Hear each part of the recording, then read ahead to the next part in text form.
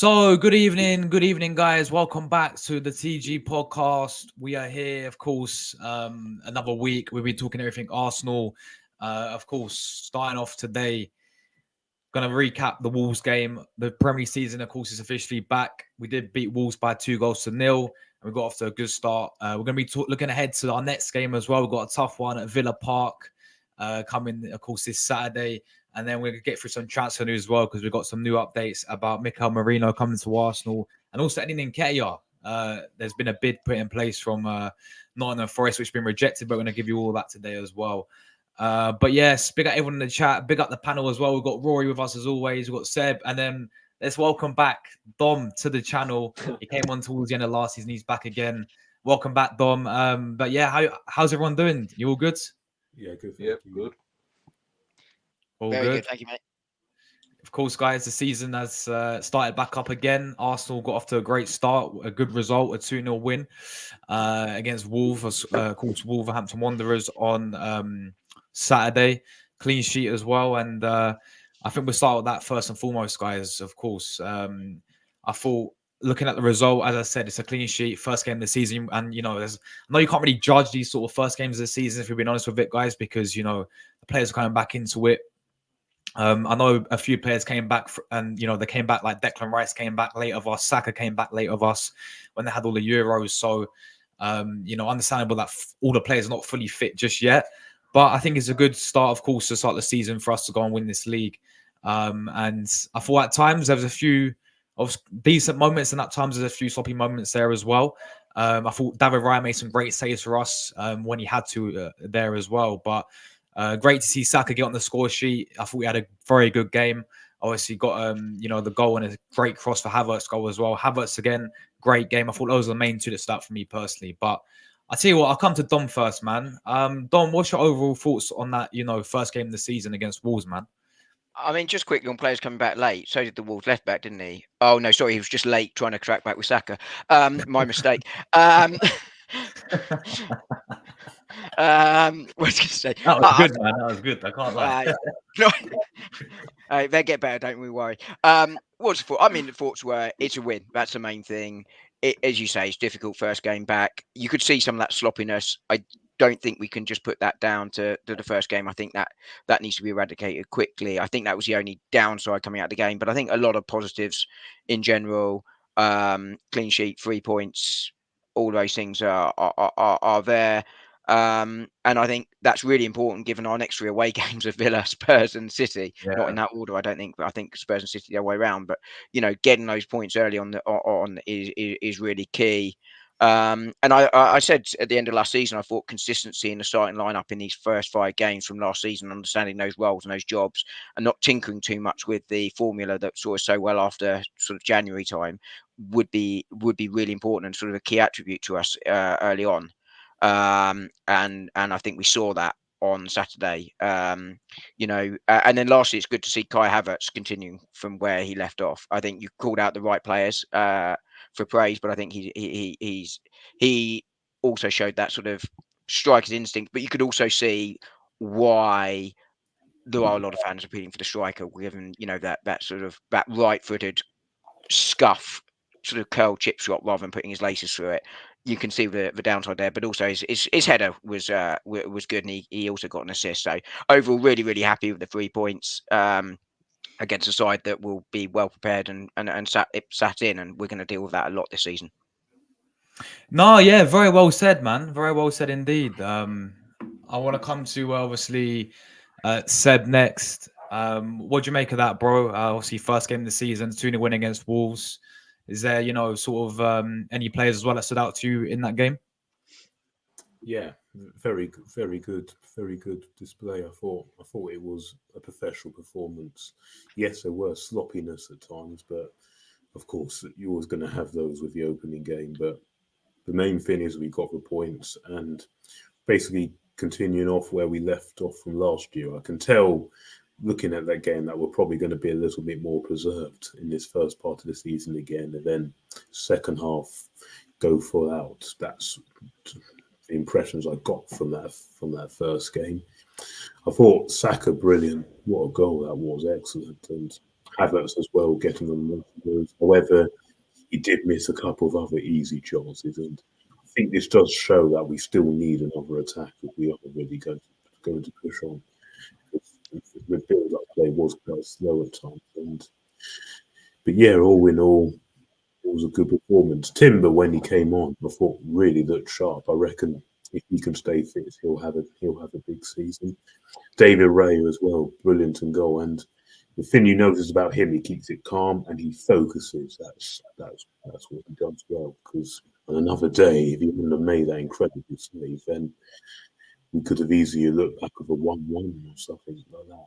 But you could tell Wolves really just came for a point, really. They didn't really come and win the game. But yeah, we got the points. But I guess on to the next one this weekend, which will be a tricky one. But yeah, most important is that we got our season up and running, because if we wanted to win this league, we can't be slipping up games like that, especially at home. But so, yes, it was important we got the points. No, for sure. And I think what both of you guys are saying there, it was very important that, of course, we got them 3 points with the run that we've got, a very tricky run. All these games coming up, Villa away. We will talk about that very shortly as well, going to Villa Park. We know what happened there last season. Obviously, even that team like Brighton, they got off to a great start, didn't they, against Everton, that 3-0 win.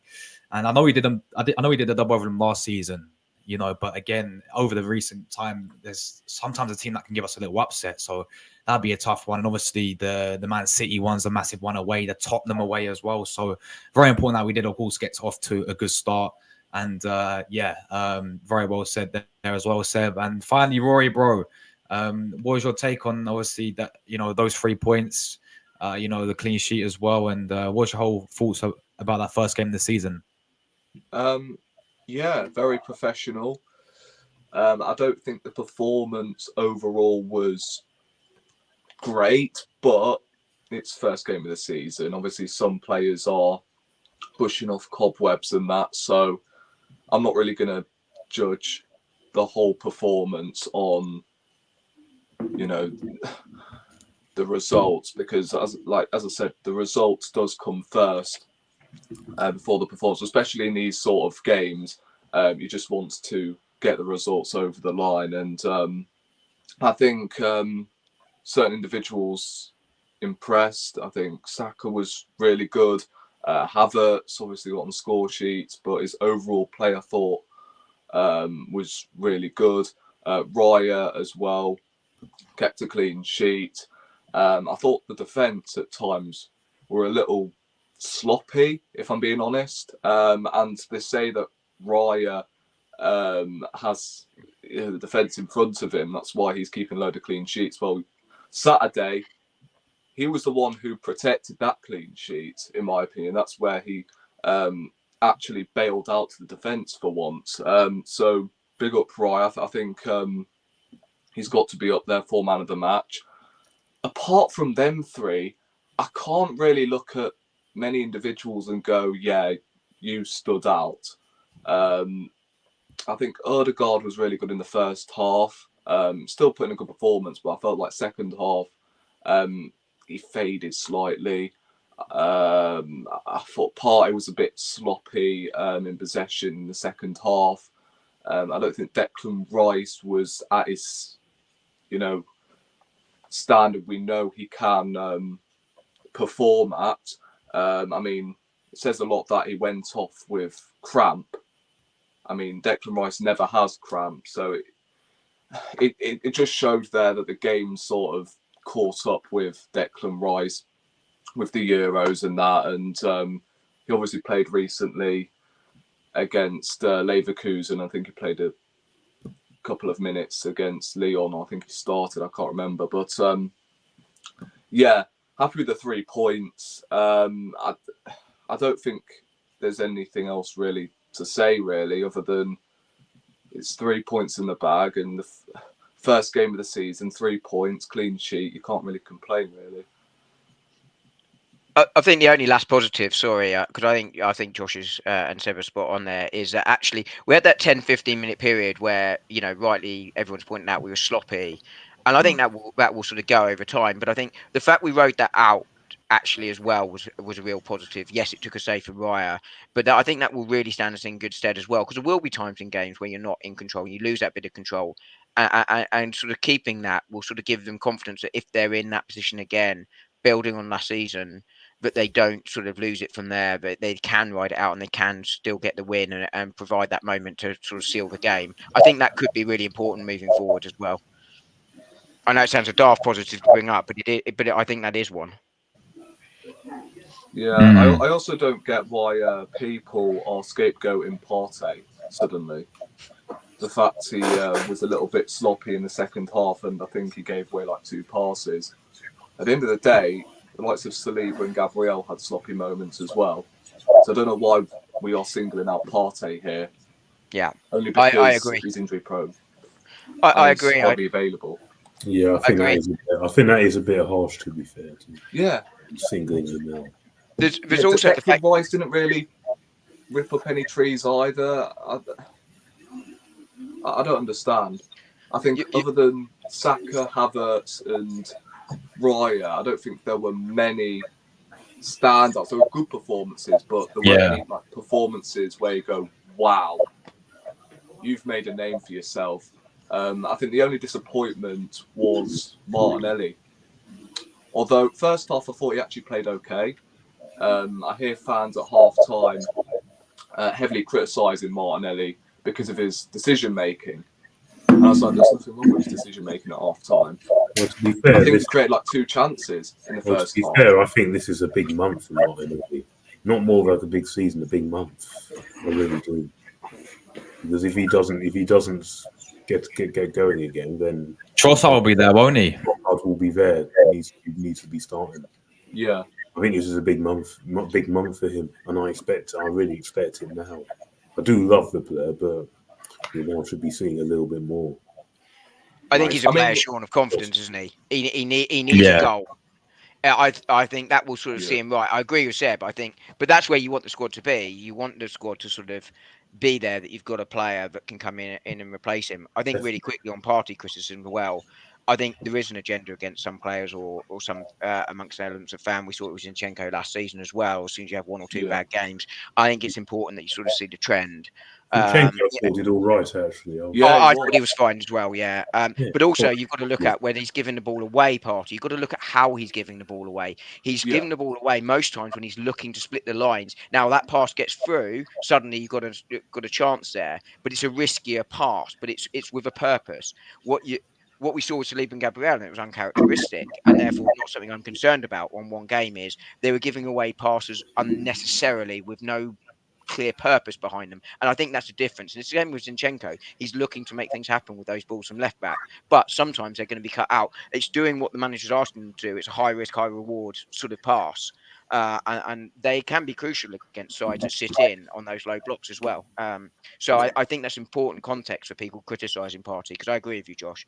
I think, he takes a bit longer to get up to speed, and he did give the ball away in the second half, but he was unfairly singled out, I thought. I mean, we're forgetting that it was him that started the build-up for the second goal, I think it was, with a quick free kick. So these small minorities that these fans are not tracing over, but they're paying attention to the 2 sloppy passes. I thought first half he actually played really well. Second half, I think he started to tire a little bit, and I was surprised they actually started 90 minutes, I can't lie. I thought it would have been taken off for someone like, I don't know, Jorginho, someone like that. But yeah, I've no problems with Partey starting the first 3 games of the season. It's just when, I know you're going to get onto this topic later on, but once Merino comes in, I mean, it'll be interesting to see how that rotation works. Whether or not Partey will be the backup to Declan Rice, or whether Declan Rice and Merino will end up rotating with each other in that box-to-box midfield role. I don't know. But hopefully that left-hand side, once Merino eventually does come in, Martinelli will get back into his zone where he can utilise his pace properly, because I think he has lost the yard of pace, I can't lie. He doesn't really look as quick as he used to be. So I think, I know you're going to get onto it later on, but Moreno would be or he could be, should I say, the player to unlock Martinelli in this system. But I don't know. It's just not looking good for him at the moment.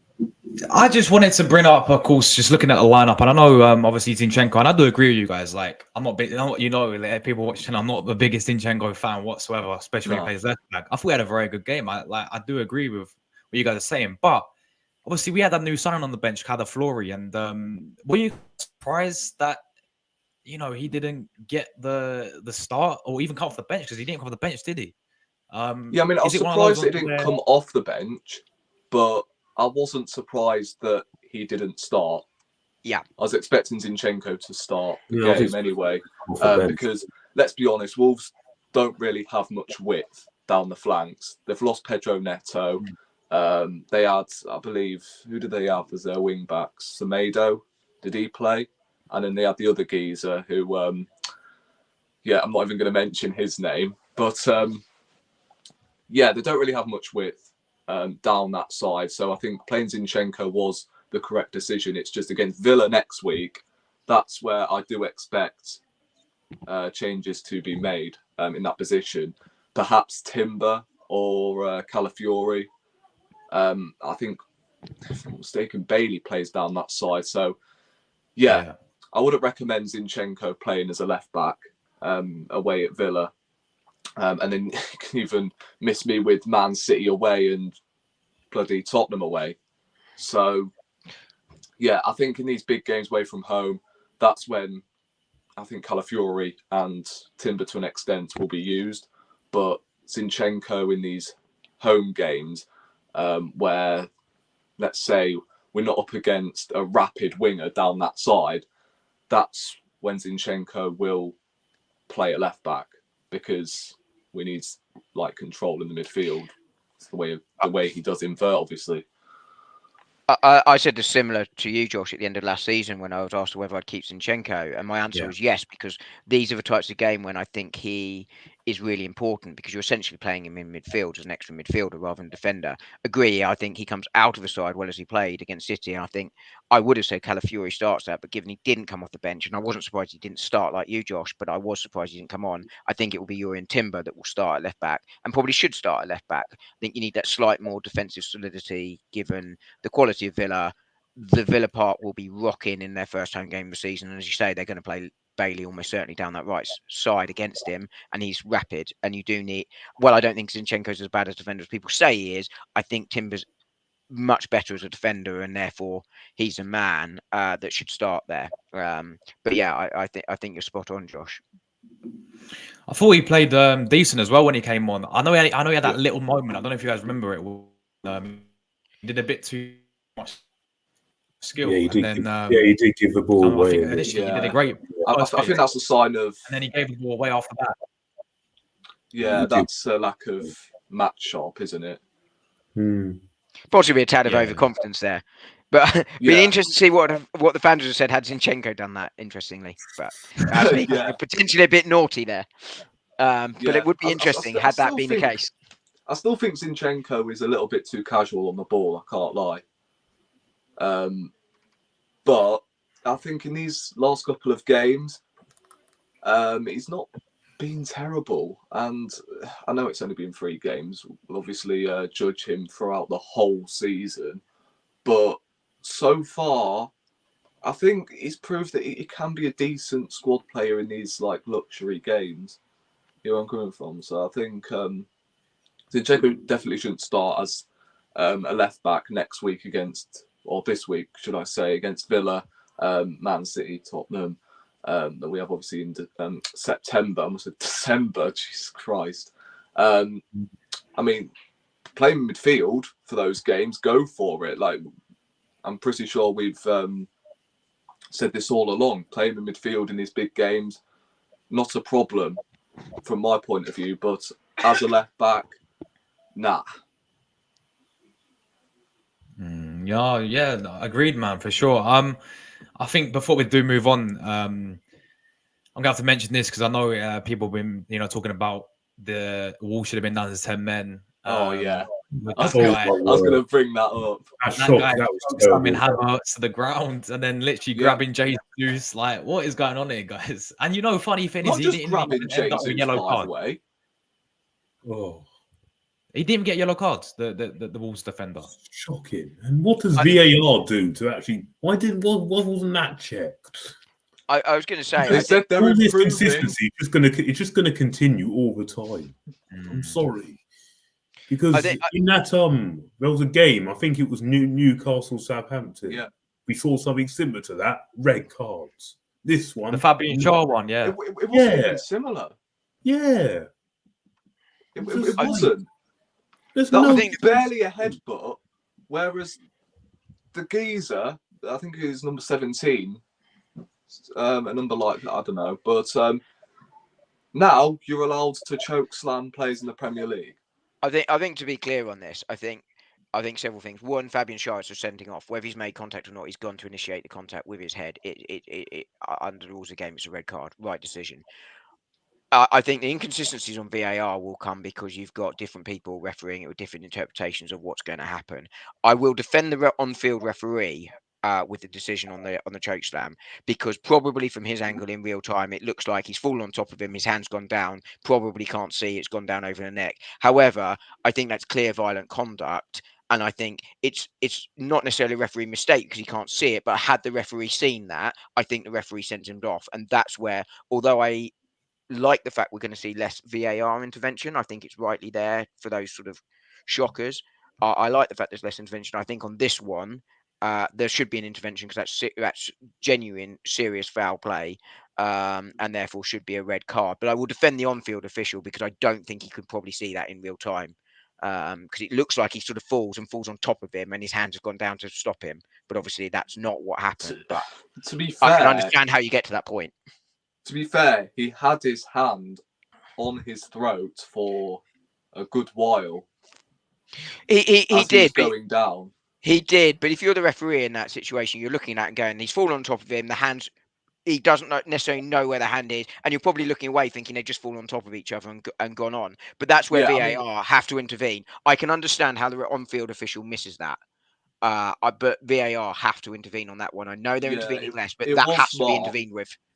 It was smart from the defender because as he was falling, he put his hand up as if, "Oh no, I'm falling.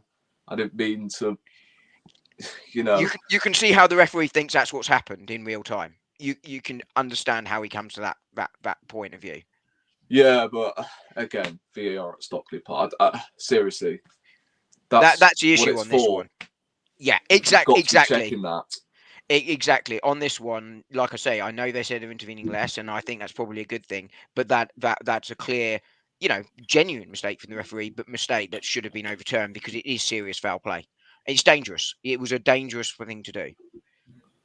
Yeah, but to make matters worse, he then gropes Jesus' arse. Like, I think that is down to the referee, that. Because you're groping someone's arse. Jesus has obviously reacted, but he's the one that gets booked. But the Wolves geezer doesn't. I would agree with you on that one. I think that's down to the referee. I think I would agree with you entirely on that one, yeah. Did Jesus get booked for that foul that he did, or was it? Oh, with the foul, okay. Yeah, he did. Yeah, he did. Jesus was rightly booked, don't get me wrong, but you're exactly right, Josh. The sanction should have also been against the Newcastle player as well. Yeah, I mean, the consistency is still below par. No, they said they're going to address this. The amount of PJMOL apologies and all of that. They haven't. I know it's only game week 1, but that's the point. It's only game week 1, and we're already moaning about the consistency. Fabian Schär barely headbutted the Southampton geezer, but meanwhile in the Arsenal game, you don't get sent off for a choke slam, basically. Whether it's accidental or not, that's Granit Xhaka. He gets deported out the country. Yeah, look, I think you're always going to have inconsistencies in refereeing decisions. That's always going to happen. But you are right that should have been looked at, and it was a red card to I can't remember the Wolves defender's name now, but it's a red card, and it should have been looked at. on this occasion. And I'm not saying that because it happened to an Arsenal player. I think that should have been looked at. I'd have said the same had Havertz done it to their player. It was a dangerous thing to do. No, for sure. Yeah, for sure, guys. Just before we move on to the next topic, obviously, there's a few questions that people put in the chat for us. We've got this one from Optic saying, question to the panel, if Arsenal lose the game against City, will you feel confident in winning the league still? Yeah. Well, Yeah, Well, 100%. it depends if we win at home. yeah, it all the return leg as well, but we have to get at least 3 points against them this season. Yeah. It's a must, at least 3. You lose at the Etihad, but you beat them at home. Did that last then season? I'm not really. No, we too drew at concerned. the Etihad We drew at and the Etihad. won at the end. But we lose both games like we did. Then it's the going to be season before. then it's going to be Yeah. almost impossible. No, I remain confident regardless of the result against City. I think we'll win the league this year. I've said it for 3 years. I'm not changing my mind now. An absolute must. 3 years ago, I said 2025 we'd win the league. I'm not changing. It's a must. Fair play. Wookie also says, Gundogan's now available. Can you see it happening? No, he's going to go back to City. You think? Back to City, yeah? Apparently they're in talks to try and get him. I don't think he'll go back to City. I reckon he will. I think Barcelona are just desperate to ship anyone out. I think I there's a slight pinch of salt with me. They want to get Nico Williams. That's why. Exactly, and they need to move some players on to make it happen financially. But I don't think Arsenal should go in for Gundogan. Gundogan of 2-3 years ago, absolutely. The Gundogan of today, I think he's still a good player, but I'm not making that happen if I'm ready. I'll leave it now. Yeah. Do you think it'll happen, Josh? Would you guys? No, I don't see it happening. But would you guys? I've told Josh. I know who you and- want, Seb. You want Leon Goretzka because you signed Yeah, him. come on. Seb That's signed an him- absolute no-brainer. Now that's a guy I really do want. You want the man that's said he wants to stay at Bayern? He didn't say he didn't necessarily say. He obviously he will want to stay in Germany, but no. Where's the popcorn? He never came out and like Nico Williams and where's the Suleiman popcorn? Get the did popcorn out. to say, I'm definitely staying. He never came out. We put a big. I'm only saying what Fabrizio Romano's reporting. No. Yeah, You only want him, Seb, because Have you of Seb. I swear you only want him because of Football Manager. No, I wanted him for ages. I've always wanted it. I've always rated him, even when he was at Schalke. No. He's wanted. No, to be fair to Seb, he's wanted him since FIFA 21. Of course, I've wanted him, and that hasn't changed. I think he's absolutely perfect for our midfield. He's perfect. Better than Merino. 110%. Let's say we weren't in talks with Merino, then yeah, that'll be a no-brainer. But I think it's a little bit. Goretzka's a much better player than Merino. I'm telling you now. Going back to Gundogan, although we don't see it happening, would you guys like hypothetically take him? No, probably not. No. Who Goretzka? This Gundogan. No. Not now. I think that boat has sailed. Oh, yeah. Because I remember we did it last taken season, couldn't we, year. as well? When he On a was free as when well, he left but City. Oh yeah, I would have taken him then. Yes, but not Because now. you've got to remember, him coming in could ruin like the development of Winieri, and although I don't see Arteta using him too much. No. I think He'll help them. He'll help. What Josh is asking is if it was in place of Moreno. But I think the other thing here is you're bringing in a 33-year-old when you've got a 32-year-old Party, if I remember. 32, 33-year-old Jorginho. Moreno coming in is 27, 28. I think he's 28. That's a bit younger, and I think that's why you don't go for Gundogan. I think it's that age profile in that central midfield. It becomes too old with him. So that's why I don't do that deal. No. Yeah, fair enough there. And we've got one from Arsenal Way. Of course, the whole talk about who should we sign as a number 9. You guys got any particular names? I know obviously Yoker has been linked with Arsenal. I'll say Yoker. Seb wants Jordan Ayew. No.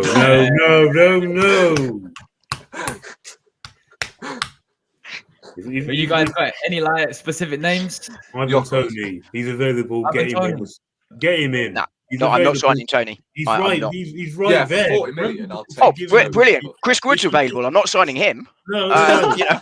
I'm a Tony. It's a Oh, no. brilliant! There's a striker available. I'll just sign him. No. Yeah, but he's a striker that you need that can get you over. It's a no-brainer. No, I don't. I'm for not 40 signing. million. Yeah, but people only I'm don't want him because of his. Does he win you a title? Yes, that's No, what I don't. I don't think he does. No. I think he does. I He don't comes see in us immediately. signing Tony, though. So here's why I don't sign Ivan Toney.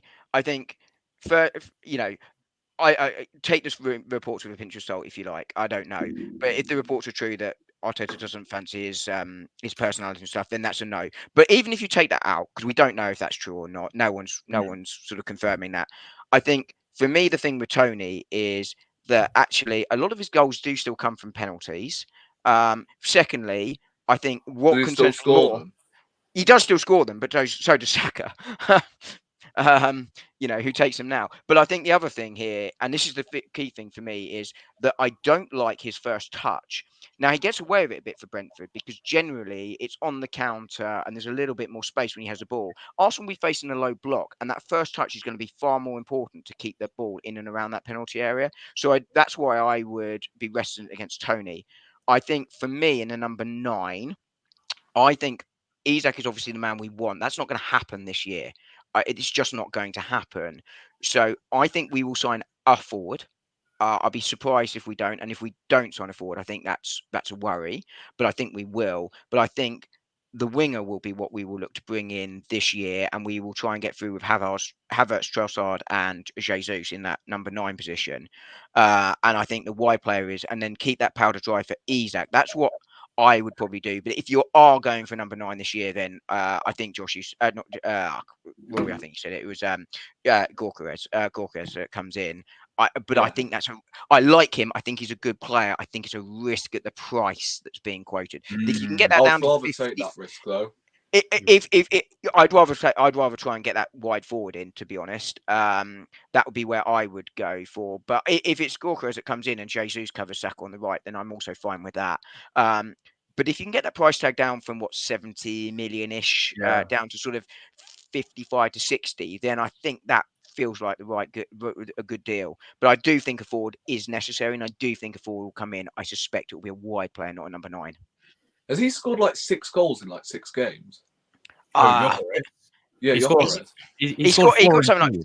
yeah. I mean, look, the Portuguese league isn't quite the standard of Premier League, obviously, but it's not a Mickey Mouse league either, and he has scored goals in Europe. And He did in the Championship as well, Dom, didn't he? He scored like Exactly 20, what I was just going to say. He scored goals for Coventry, and I think when you look at strikers coming out of the Championship, there's a fairly decent track record of fairly decent strikers. Tony. Ivan Toney, who I just bashed. But Holly Watkins, Jamie Vardy, they come up and score goals too. So I think that Some other kind of honourable mentions: Bellingham, Robert Earnshaw didn't. I saw Seb shaking your head about your career. Robert Earnshaw, he was banging it in the Championship when he came to Brandon. Nothing. Of course. Billy Sharp, another one. Of course, there are always There strikers are there, but people that doesn't always work. Of course, there are. Because It he's been doesn't always playing work. for Sheffield United, for God's sake. Look, they don't always work. Seb is right. They don't always work when they come up from the Championship. But there are examples of them working. But he's also gone and scored goals in probably the 6th best league in Europe in Portugal. And also, he scored goals in Europe for them as well. So, it's not like it's a one-off wonder. He has done it for a couple of years now at a fairly decent level in Championship and a higher level in Portugal and on the European. And he's kicked on continuously. And I think that's what lies some of my fears. But I still don't really want to pay 75 million or roughly whatever that is. But 55 to 60, I think I'd take that gamble. Yeah, I would. Ideal world, though, you wait for Isak and you bring in a wide forward this window. Oh, yeah, it's not going to be both. Obviously, we want both, but it's not going to be both. Let's be realistic about it. If you got the money, I'll definitely break the body for Isaac. But it's not going to happen, Seb. It's going to be 100. He doesn't want to leave. It's going to be horrific money. Again, he hasn't come out. If that is our strategy, then fair enough. Again, he hasn't openly come out and said he wants. Definitely. Yeah, but you look at all the reporting around it. There's a lot of reliable journalists that will be speaking to the people at Newcastle, in Isak's camp, at Arsenal, who will be sounding these players out, and the stories remain consistent. It's the same with. It's the same. It's not about that, though, is it? Look, you can play. Look, you want Isak out of Newcastle, right? Newcastle say, 120 million, for argument's sake, right? And you can pay the 120 million. Then you've There's got an the argument. player. There's Then you argument get that the player. no, but you haven't necessarily got the player. This is the point, right? You can argue about the value for money of 120 million and out. But here's the thing: if the player doesn't want to go, look at Subamendi. Then actually, it's not going to be about the money. Some players are going to be about the money. Some players are going to be about their family life, about the project, about. It is easy to say that, but the thing is, what can all Arsenal offer him? What can Newcastle offer? Sorry, whatever way round. What can we offer him? What your Newcastle question is, can't? what You've can got Newcastle? Champions League football. You've got potential title, of course, and it's London. Of course, your head is going to be turned. Well, it's not though, is it? You don't know. Look at Subamendi. What can Arsenal offer him that Real Sociedad can't? Right? Champions League football. Right, but he he's didn't actually want to come out and said, "I don't want to go," which exactly. fine. Yeah, but the same is being spoken out. Before he never actually came out and said. This time he's actually come out and said no to Liverpool. But there is a lot of reporting around Isak saying the same. But also, it's not always about the money. It's not always about they're settled in the area. You know, we've heard reports of ex-players saying they turned down. You can still travel from London to Newcastle all the time. Of course you can. Oh, what you're going to do? You're going to commute 5-6 hours a day to go to training? Of course. Are you serious? But if you take a train, he'll come. Well, they never run. Well, he's going to get up at 5 in the morning. You don't know that. Are you serious? Didn't Merino do that? Merino did that from London to Manchester. Merino did that when he was. No, he didn't. He stayed in a hotel in Manchester. When he was at Man United, he was doing. No, he lived in a hotel in Manchester. United fans went mental because he wouldn't buy a house. He's lived in a hotel in Manchester. Are you serious? He's commuting from Newcastle to Arsenal every day. Didn't Jack Grealish buy a house in Manchester? The year he signed a contract with Villa. Yes, because he knew he was going to Manchester, where he now plays. No, but he signed a contract first before he went there. Yes, because they had an agreement he would go to Manchester City the next year. When he travelled, so it can happen. He still had a house in Birmingham, and also Birmingham to Manchester is half the bloody distance of Newcastle to London. It's 5 hours at least. Good run. What to make these? What's he going to do? Get up at 2 in the morning? You got to make them available. Oh my days. Not everyone is going to be driven by the money. There's going to be other factors. You know, Isak might want one more year at Newcastle. We don't look. That's what the reports are, and a lot of reports saying it. But he is not commuting from Newcastle to London every day. What if he gets a hotel we might get a hotel in London. It's a possible. Right, brilliant. But that doesn't mean he's living in Newcastle, which is where he and his family are happy. Get a hotel in London. Of course you can. But he's not then living in Newcastle, where his family is and where he's happy. Like, oh my days. You know, for some players it is about money, but for others it's not. And sometimes it's about the loyalty, sometimes it's about the love for the club, sometimes it's about being really happy there, their family's happy there. Champions League football, Premier League top trophies. You could get all that at Arsenal. What can Newcastle offer him? Yeah, but that might not be what might not be what his primary motivation is. We don't know what it is. I don't know. I'm speculating. But all I do know is that Isak is the primary number 9 available, on the market this year, right? He's not on the market, but that's the one most clubs want. Nobody has put a bid in for him, which suggests quite clearly that he's either overpriced and/or he doesn't want to leave, and that's why they're moving on. We killed Edu a few years ago over Vlahovic and being obsessed with him when Vlahovic clearly didn't want to come. So why would we waste time on a player where every single team that wants a striker has not bid for him? Yeah, but the thing is with that wasn't Vlahovic. That was the agent. And what should have happened? Yes, it was. But the thing is, Vlahovic preferred Juventus. Mm-hmm. So and Isak prefers Newcastle right now. We should have moved on. Locatelli, the same thing. Move on. Yeah, exactly. Yeah, but Isaac hasn't actually come out and said, I'm definitely saying. He hasn't come out. No, he hasn't. You're quite correct. You're quite correct. But Arsenal want a number 9. Do you really think there hasn't been any contact between Arsenal and Newcastle/Isak's camp about? How do you know until you make a bid or until you ring the? How do you know we haven't? Right? I mean, it's exactly the same thing, right? But the reporting around it says that, and no team has come in for Isak, and there were a lot of teams looking for a number 9 this year, and he is a primary number 9. But it might be because Arsenal said to him, "You can still live in Newcastle, but you got to commute 6 hours," and he thought, "Nah." It's all Get the popcorn out, Rory, mate. We'll be all day. George is loving this. By the way, in other news, I found Spurs a trophy. I found it on my desk just now. Yeah, that's good. You might as well take it for winning anything else. Oh, but anyway, guys, stocks this week, Josh. But by the way, Josh, just really quickly, Yeah. we need to finish this stream early because I've got to get to bed because I've got to commute to Newcastle tomorrow because it's easy. Players have done it. Players have done it. Players have done it. They have, and Paul Merson wins like a baby about it when he had to do it. That's why he trained 2 days a week when he signed for Portsmouth. anyway, Harry though wound down his window and said, "It's all right, Merce. It's all right. You're quality players, and as long as you do it on Saturday." It's literally apparently what he said. But bear in mind, this is the second podcast of the season so far. I told you. I was on the wind up today. Guys, let's move on, man. Let's move on. I'm winding it up. I'm winding it up like a Fabian Schär headbutt. Steph's human. Look at him.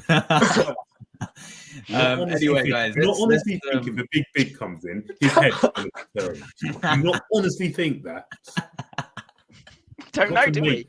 You All we know is that no one has made one. People available. Real Madrid make players available all the time. They do. Yeah, nice one, Seb. Anyway, I think I've got my alarm clock sorted for tomorrow morning. Rory, I see you on the train. Are we on the 5 o'clock out of Houston? Yeah. We'll be an hour late for training, but Eddie will be fine with it. Oh, right, guys. Villa next, man. Villa next on Saturday, of course. Tough game, man. We know what happened last season. You know, they did a double over us, home and away. Of course, we didn't actually score against them. You know, they kept 2 clean sheets against us. Of course, it hurts even more being the ex-manager of Arsenal, Emery. As much as I rate him as a manager, because I do think he's a good manager. I think he's done an excellent job at Villa. He seems, 4 times, you know, he's got the better of us. You know, he did it with Villarreal as well. So it's time, you know, we put that to bed and we actually go there and, you know, get the 3 points and, you know, sort of get that revenge from last season. It's going to be a very tough game. They won their first game to a good away win against West Ham as well, 2-1. And they've been doing some business as well. I know they lost Douglas Luiz, and I think Douglas Luiz is a big miss for them. But they have been, you know, doing some business in the transfer window. You know, they have been signing some players, as we know. And, you know, they kept the lights hold of Ollie Watkins, who we know is a very, very good player up front. And, you know, we know how it was a fortress last season. You know, Villa Park was, you know, there's beating teams like, did they beat City at Etihad or Villa Park? Villa Park. Villa Park, exactly, yeah. So, you know, they beat City there. Obviously, they done us there. So yeah, it was in return leg of the Etihad, they decided to mess about with the team and put their reserves on. Yeah, I remember that. They did it on purpose just to annoy you, Seb. Unai Emery did it. Good evening. He wanted. Oh man. But we got to beat that guy. I can't. It's gonna be a very tough game, as we know. But I'm feeling confident this time around. I actually think we're gonna go there and you know, get those 3 points and move to that next game against Brighton. But I'll come to I'll tell you what, I'll start with Rory first. You know, how are you feeling about coming into this game at Villa Park, bro, on the Saturday? Well, I mean, when it's your former manager, there's always going to be nerves. We just cannot lose again to Unai Emery. We just can't. And considering Emery has been back in the Premier League for 3 seasons now, and Arteta has lost to him 4 times. I mean, can't lie, he is cursed with Emery at the moment, and he needs to overcome that this weekend. I feel like Aston Villa, although they're very strong at home, I don't think they are the same team as they were early on in the season, where they were like 15 unbeaten. They have started to lose games at home. Obviously, they lost to Man United last season. So I think hopefully, I'm not saying this is going to be a comfortable game for Arsenal and we should go and get 3 points like a Brentford, but I think we should be going there and learning from our mistakes from last season. I don't want to see Havertz in the left 8 role. I want to see a balanced midfield. As I mentioned earlier, I want to see either Calafiori or Timber playing as a left back. And then the front 3 picks itself, really. Apart from maybe Martinelli and Trossard, that could be debatable. But yeah, I am feeling confident. But if we lose to Unai Emery again, then I don't know what to say. Yeah, just that'll be absolute ludicrous, won't it, if we do lose to Emery again, our former manager. I'm not saying he'll stop us again winning the league title, unless if we beat them at home in the reverse fixture. But we can't see any of us like losing twice to Villa again, letting them do the double over us. That can't happen. But ideally, look, Aston Villa, although they have got Champions League football, I don't think they are going to be the same team this season. I can't lie. They will be around the top 6, top 7 for definite, but with the new Champions League format, they are going to struggle at times in this Premier League season. Yeah, so I think this is a game where Arsenal should be getting 3 points, and I'm not going to say Villa are there for the taking, but when you look at their team, they played against West Ham. I know they won the game, but did Ollie Watkins play in that game against West Ham? Am I missing something? Because I only kept up with the second half. I think that striker play, that Colombian, is it John Duran? He scored, didn't he? Is Watkins injured? I don't even think he played, you know. Let me double check that. I'm just gutted that Souček missed that sitter at the end. No, not at the end, but Souček missed that sitter, didn't he? Aston Villa. Just while you're doing that, can I just apologise to Jordan in the chat, Liverpool fan? Sorry, real quick. Can I just apologise to Jordan, the Liverpool fan in the chat, for bringing up Zuma Mendy? Oh, Watkins started. Yeah, he did. He started up front. Yeah. Yeah, he started. So did he come off at half time? 62 minutes. He played 62 minutes. Yeah. Oh, right. That was interesting. Did he pick up an injury or something? I don't know. Or did he just come off due to tactical reasons? It could be sort of similar to Rice and Saka. I don't know why he came off. I didn't see it, but where actually he was late back from the Euros and wasn't quite fully fit for the 90. I don't know. I'm surmising. Villa TV and the preview show will probably be able to tell you on Friday, but I'm not sure why. But that could be the reason why he came off. Yeah, I mean, look, anything less than 3 points will pay for Emery's sins, that's for sure.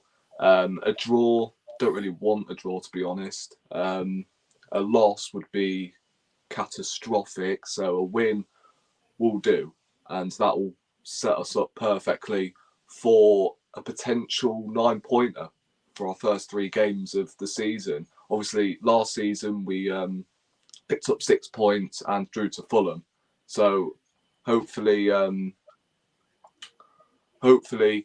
we can pick up 9 points this time, which of course will set us up perfectly for a difficult month in September where we've got Tottenham and Man City. So I'm confident, but it's Unai Emery at the end of the day. I'd rather be facing Villa in October, to be honest, than I would in August. I think I agree with you, Josh. I think Villa looked like they had a good window, but there's a high turnover in that first 11. I'll be interested to see how that goes. I'm not sure, but I'd rather face them in October because I do think the Champions League, it will be much bigger impact on them than the Conference League last year. I know it's not necessarily more games, but they're for higher intensity games. So I think that'll be interesting. I think this is one where that sloppiness that came in the second half, we can't afford to do on Saturday. Yeah. That we if we do that against Villa, the quality of Villa over the quality of Wolves will probably make us pay. Especially when it's their first home game of the season. And that's the other thing, isn't it? Yeah. I think Villa Park will be absolutely rocking. It's rocking at the best of times. It's a lovely ground, but that's going to It be is a rocking nice for that ground, game. yeah. And Umar Emery is a really good manager. I know it didn't work out when he was at Arsenal, but he's still a very good manager, no question 100%. about it. And Villa will be good. I think, ironically, I think this is one where, and I agree with you about left back. We talked about it earlier, but I just wonder if this might be the game for Martinelli where he finds a net and refines that confidence on the break with that pace against Villa, because Villa will have to come out and attack us slightly at home. The crowd will demand it to some extent. They can't just sit in like Wolves did. And that's where Martinelli could be really key here. And probably Thomas Partey playing those balls sort of free from midfield might also be key. So I think this is one where you make the change at left back, but otherwise go unchanged. And I'll say, hopefully, it's a game where Martinelli really, really shines and can score that goal, and we go and get the 3 points. But it's going to be a tricky game. I swear the only victory that Arteta has picked up against Unai Emery was the 4-2 game. Yeah, it was. Not 3-1. No, it was 4-2. No, he 4-2, yeah. Yeah, that's the only time Arteta's beaten Emery. So yeah. I don't even think we won 3-1. It was against Villa 4-2. last. We never beat Yeah, them. it was a 4-2 Yeah, it win. was 2-1 It was the 100%. season before in the home. Yeah, in the home fixture. Well, it's him posting that. So When did the draw even come? so, Steven well? Gerrard. at Villarreal 0-0. Yeah. Yeah, the Yeah, 0-0, yeah. Yeah, Oh. but still, That was poor. we got That was knocked poor out, as so well. it technically counts as a loss, doesn't it? Yeah, Yeah. it's terrible. Yeah, it was 4-2. Yeah, 4-2. When Martinez own goal, wasn't it? From the Jorginho shot. Yeah, Martinelli oh, yeah. scored the I was last there. goal. Yeah, That was. I was at that game. You was there, Seb? Yeah, he did. Yeah. That was brilliant. Nice one. What a day that was.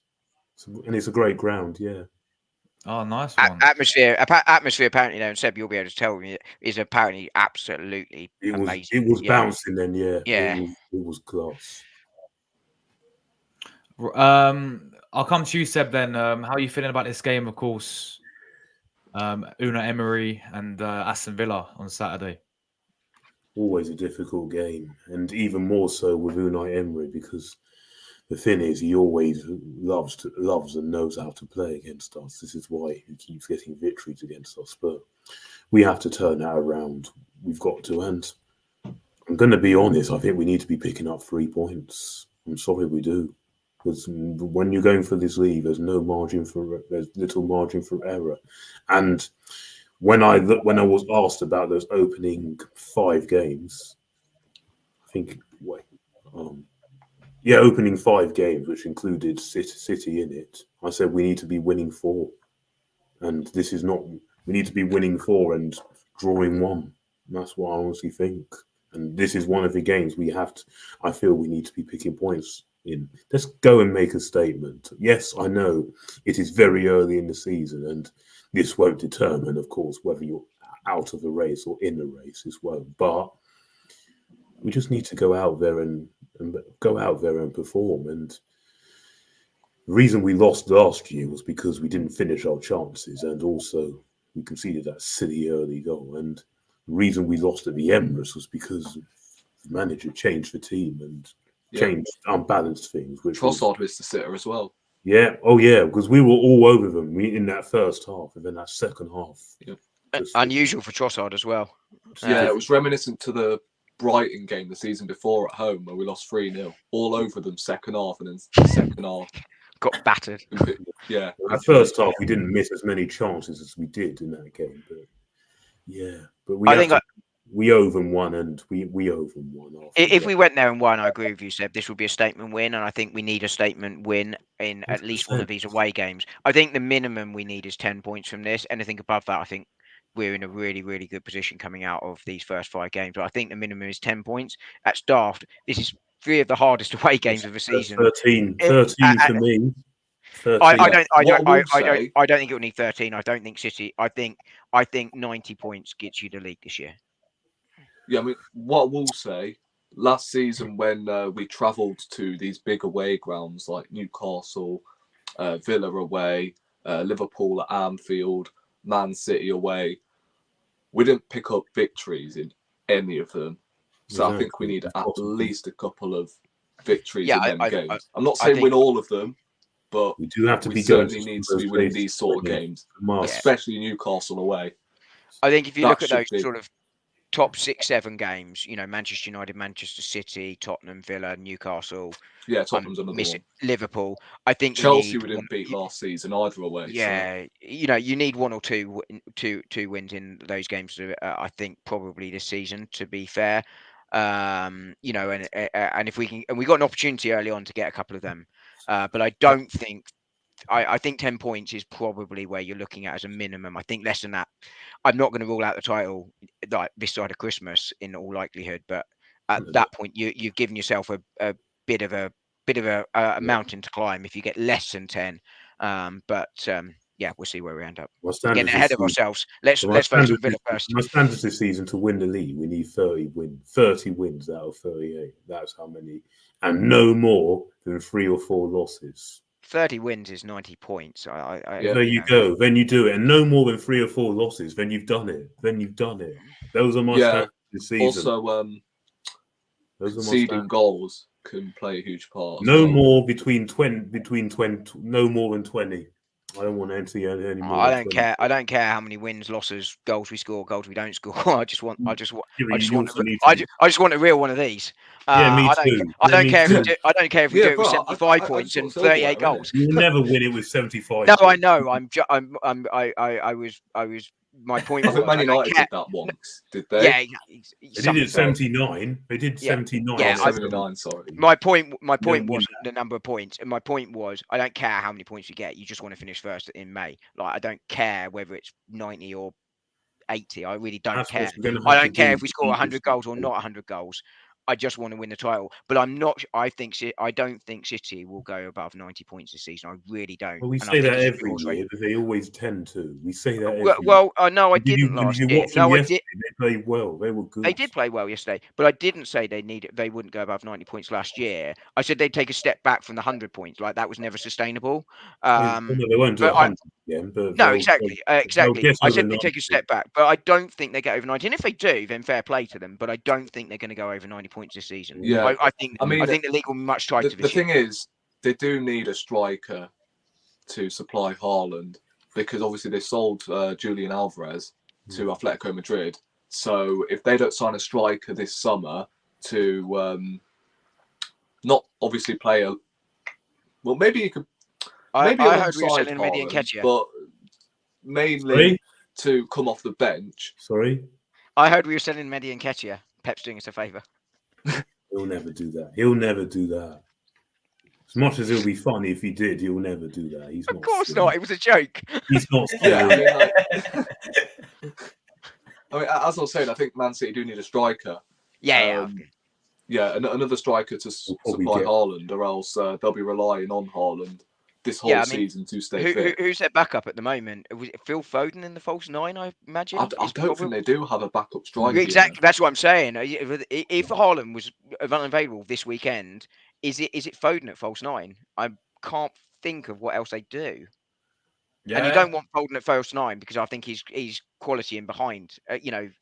Playing the ball through. I think that's where he wants to. So I think you're right. They're going to need to bring in a forward, and I think they will. And I think we will too. We better. Not if he wins one of the domestic competitions. Need a trophy. I don't know whether he is going to go for the domestic competitions, but if he does win any of the domestic cups, then yeah, he does deserve to stay on. Oh, static.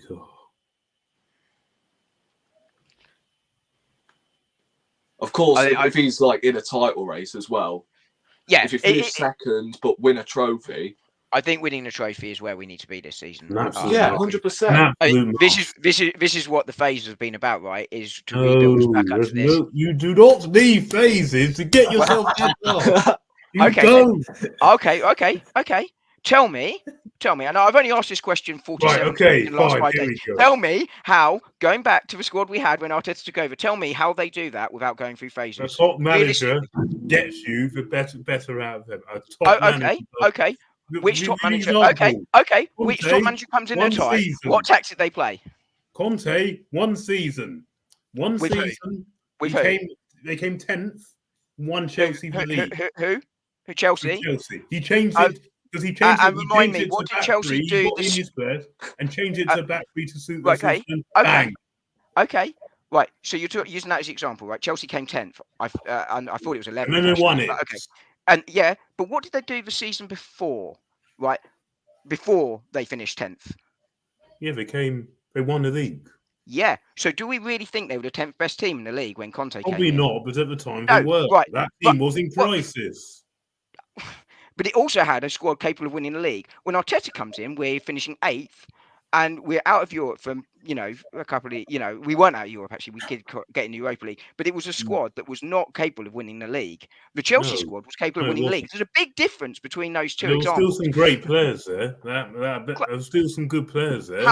Some good players there, but there were some great players in Chelsea. Chelsea had a squad 1 to 11 with backups capable of winning the league. They proved it 2 years beforehand, and then they proved it again under Conte. So you're right, it was a big leap, but they never ever should have fallen, and therefore it's not comparable.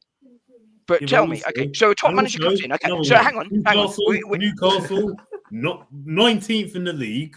Yeah. Eddie Howe comes in next season, top 4, bang. Yeah, and then what happened last year? Remind me. Yeah, but that's lost. Well, so it's not consistent building, is it? There was a drop because they're not used to Champions League football. That was a drop. Right.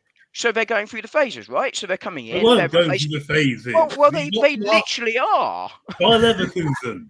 Where were they last season? Look what they finished 3rd, and they had bounced around and building over a few years. They didn't consistently finish lower down the table. By Leverkusen. Weren't they right near the bottom when? And then Xabi Alonso just gone a season unbeaten. Well, I think if you check your facts, you'll find that they hadn't finished outside the top 8 at all for over 10 years, and had consistently finished in the Champions League places in that time. And they were building over time. So therefore, yeah, but again, it's not comparable to the situation. I think that one is. No, look, last year they did incredibly well by Leverkusen, no question about it. They were also aided by a complete and utter capitulation of their only main rivals, Munich. Dortmund, great in the Champions League, but not great domestically. Secondly, they'd been building the squad for a few years, and you could see that in their consistent league finishes. When you look at them, they bounced around a little bit, 3rd, 6th, 4th, 3rd. But they were always in and around there. So again, while they were outstanding last season, there's no getting away from that. Again, they've been building through, which is what Arsenal have been doing. It's what Manchester United actually have started doing this year, funny enough. And it's how you build. You build in. So we brought in Zinchenko, right, 2 years ago. He's now no longer a starter for us because we built on that. It's called going through the phases. But are we getting in?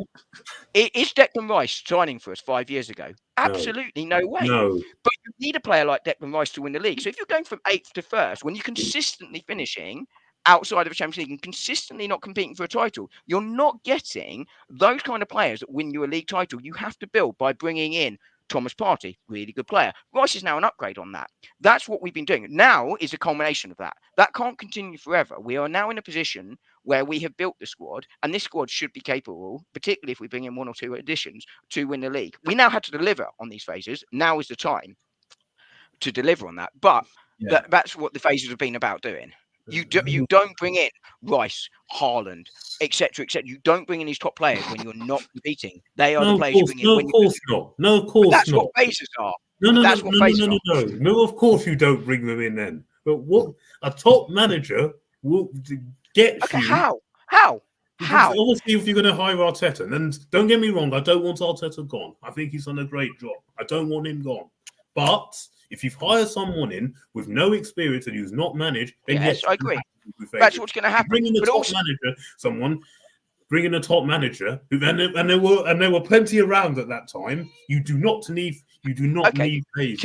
Give me an example. Was one. You do Jeez, not. I thought you said the top manager. Sorry. I thought you said the top manager. Allegri's a top manager. Of course he is. At the time, he certainly was. Yeah, I top of the wanted average him. league. I so wanted him. Okay, so Allegri comes in. Let's, for argument's sake, say he's your top manager. What does he do to take you without phasers from 8th with that squad to first? If you need players like Declan Rice to win the league, and you have just said they're not coming in, tell me how that happens. Right at the Oh time. God, this is fun. Right at the time, look who he had. First of all, we have the world's best keeper, and he also had Emi Martinez as well. So there's one. He had.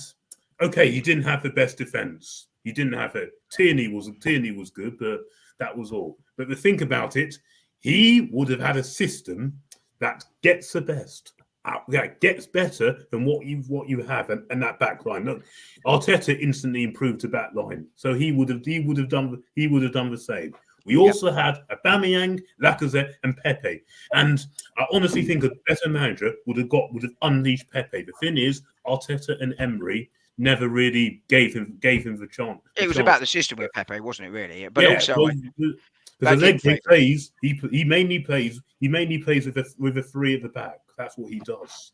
He plays with a back three. You know what Juventus last season though said, mate? Allegri ball was last season, but bad. But look at the thing. And also a perfect example. Remember when Juventus played Tottenham in the Champions League? Half time, Tottenham were winning and Juventus were getting battered.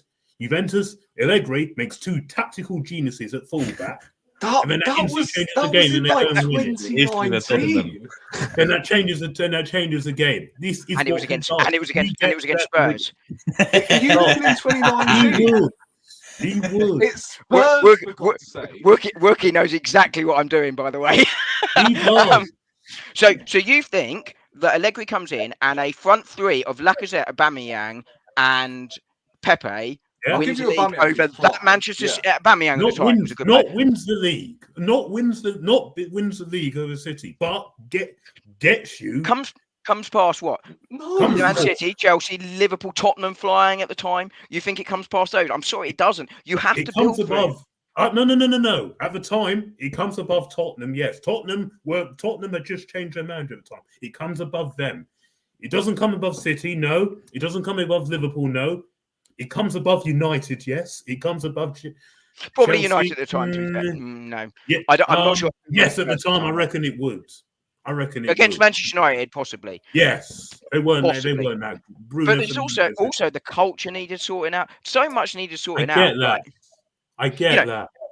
You know, and that's why the phases are important. Now, could it have happened quick? Had we had a more experienced manager, I think the phases could have happened a little bit quicker. I will give you that. But you still have to go through those phases a little bit quicker. I think this year would have been where we were. This year, where I think we're going to be, might have happened last year, but it still happened for going through the phases. It's what Newcastle are doing right now. It's what Villa are doing right now. It's what Manchester United have started to realise. They've started to realise there are no shortcuts like we used to do when we signed players like Mustafi and Liechtensteiner because they're experienced players and they can get us there. Trying to take shortcuts, right? It's not the answer. Manchester United tried it with really good players like Varane and Casemiro, but we're past it to try and get them there. And also, Allegri's one stuff. One league, so he knows what it takes to win, all that will do, that will go out and inspire the players. It will. He won it with that one Juventus side, but he's done nothing since. He had that. He's done a few with Juventus. He did one with Milan as well. He won it with Milan. Emery's won trophies. Remind me, what did he do? No. Allegri was all no.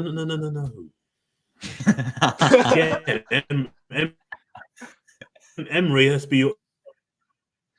Well, Emery's won trophies. He was at Arsenal. I think his connection's gone. To be fair, that was good fun. Oh, no. What actually happened there? Your Wi-Fi cut out. Your Wi-Fi cut out. Anyway, sorry, Josh. I was having fun. I should let you get back to it, but that was fun. For the second time, it's good fun. I think we have our own versions of Yardman and Robbie. By the way, I think Seb's connection cut out because he just gone past Darlington on that train from Newcastle to London Colney.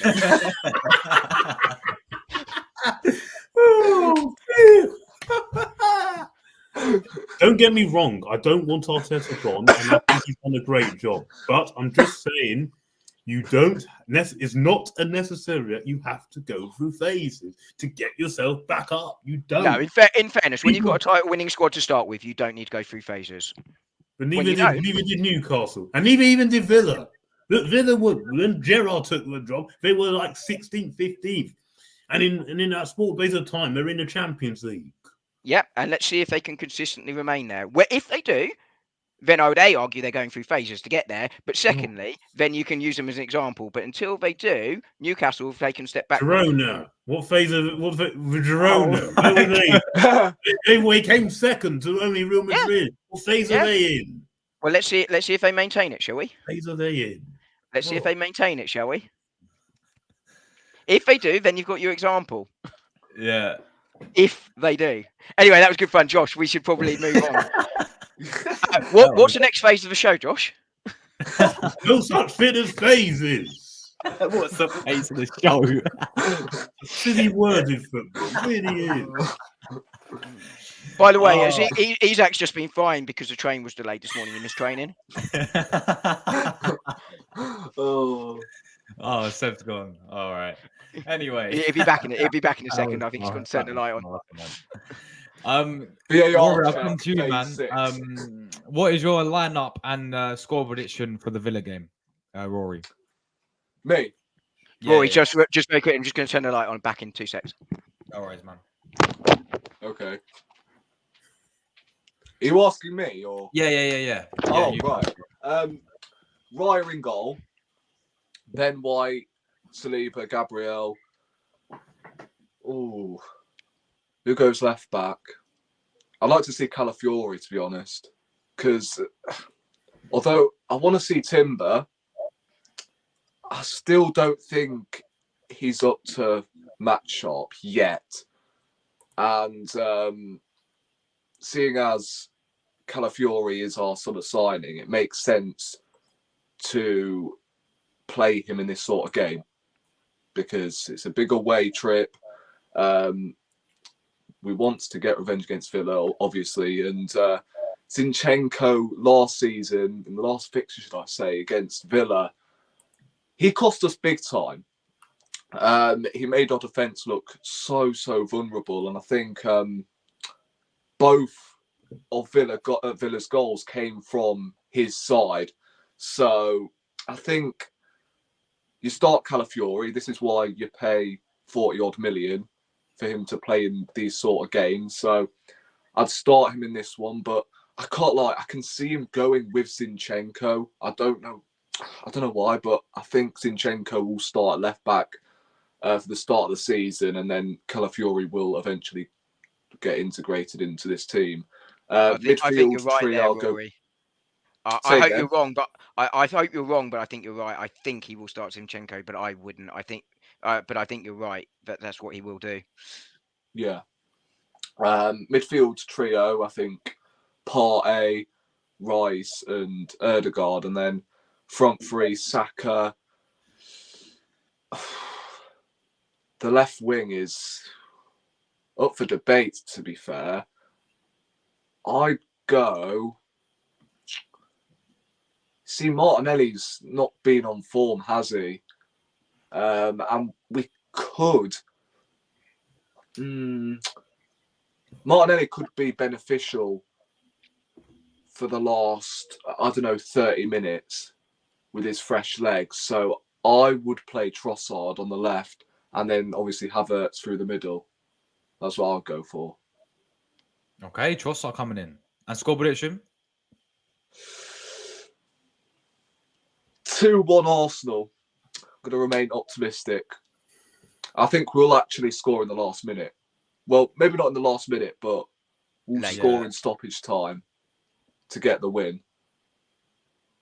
Okay. I don't know. I have a feeling that Calafiori will score the winner. I don't know why. Calafiori winner. We'll come back to this, yeah? If he scores, oh my days, nah. Clip this up. Clip this. If it happens, then I'm an oracle. I don't care. Clipping this. I'm clipping this, yeah. All right, Dom, bro, over to you, man. What lineup would you like to see we go with, and your score prediction as well? So Leno in goal. Raya in goal. It'll be White, Saliba, Gabriel. I think it will. I think Rory was right. He probably goes Zinchenko. I would go Timber to start with, given Calafiori hasn't made his debut yet, but probably Timber will be around the 60-65 minute replaced, and I'd like to see it replaced with Calafiori at that point. I think it'll be the same too in the centre with Rice and Partey. Yeah, I think will even be. if Moreno's come in, I think that's the right combination to start this big game. 2 6s. Moreno's sort of 6-8 hybrid anyway, but they're the two. I think you keep with that, and then Saka on the right. I think there's some sense in what you said, Josh. That you start with Trossard and bring Martinelli on late to run at them. I'm going with Martinelli. I just have a feeling that Martinelli, this is the game for him. So I think he starts, but I think that is, like you were saying, a 50-50. And then obviously the number 9's Eddie Nketiah. Or Jordan, No, are you? it's obviously Havertz. So you're pretty much, I'm making the one change essentially, which is the left back. And score prediction, Dom? Oh God, I was right on Saturday. There's no way I'm being right twice in a row. I actually, I'm going to go with 1-1 and hope I'm desperately wrong. 1-1, okay. Ooh. I'm hoping I'm wrong. But there's no way I'm right twice in a row. So Fair enough, man. Seb, what about you, man? Line up and score prediction. Yeah, I agree with the other two. I'll only make a change at left back, but either Timber or Calafiori, I'll probably edge towards Calafiori just to get his debut and to tighten it up a little bit. And then bring Timber on again around 70 minutes a game, give him about a bit of more sharpness. Martinelli, I'm going to give him these next 2 games to see what he can do. And if he's not on it these next 2 games, and then after the break, then I'm going to start dropping him. And I definitely start him against Spurs, by the way, with that high line. Oh yeah. I definitely start Martinelli flat. However, we did start Trossard and Havertz when we went there last season. Yeah, still. no, I get what you're saying, Seb. I really do. But I think just because it's Spurs that horrifically high line, that's why I would go Martinelli in that one. But I get your point. I think his form, if he doesn't show something next 2 games, and Trossard continues to shine, then I think you're right. I do actually reckon he probably will. I've still got faith in him. But I do too. This is a big month for him. I agree with you. I get exactly what you're saying and agree. But because it's Spurs, I'm going Martinelli because that line, their back line, don't they start it on our 18-yard box? Mm. Real talk. Score prediction. What do you think? What do you think it will be? Oh yeah, sorry. I was going to say, and then Josh, what do you think it will be after Seb's score prediction? Not but we got. Should we hear Seb's first? Sorry. I'll also go 2-1 win. I'll go for 2-1 win. I reckon we'll go behind, but I reckon we'll pull it back in the second half and go 2-1 Arsenal. But please, this time we please beat them. Yeah. And steal Ollie Watkins whilst we're at it. Yeah, that'd be great.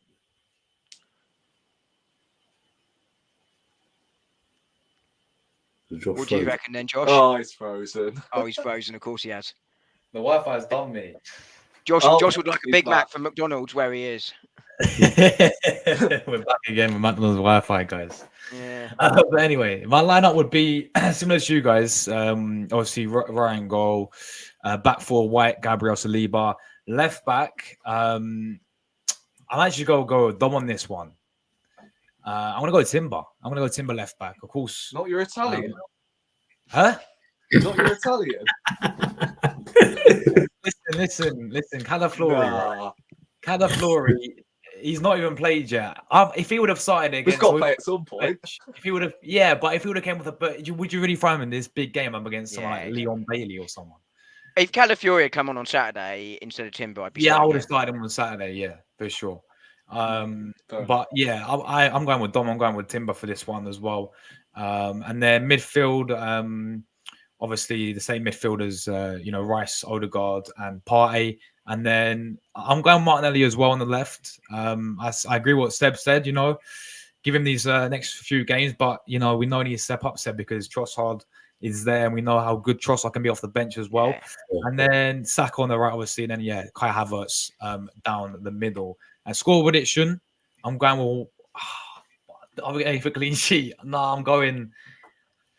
Man, Villa Park. I'm gonna go with a. Gordon, you know you want to go 1-0 Arsenal. That's what you Yeah, want. he knows it. He knows it. He knows it, man. I'm gonna go 1-0 Arsenal. I'm going 1-0 Arsenal. Yeah. We're going George Graham. George Graham. Yeah. That'll be a good result. Clean It's 1-0 sheet. to Arsenal. I have a So, horrible feeling I might be the only one old enough to remember George Graham as manager. No, I don't. Seth, Oh, what God, I about am you? the That's only one before old my enough. time. No. Oh, before your time.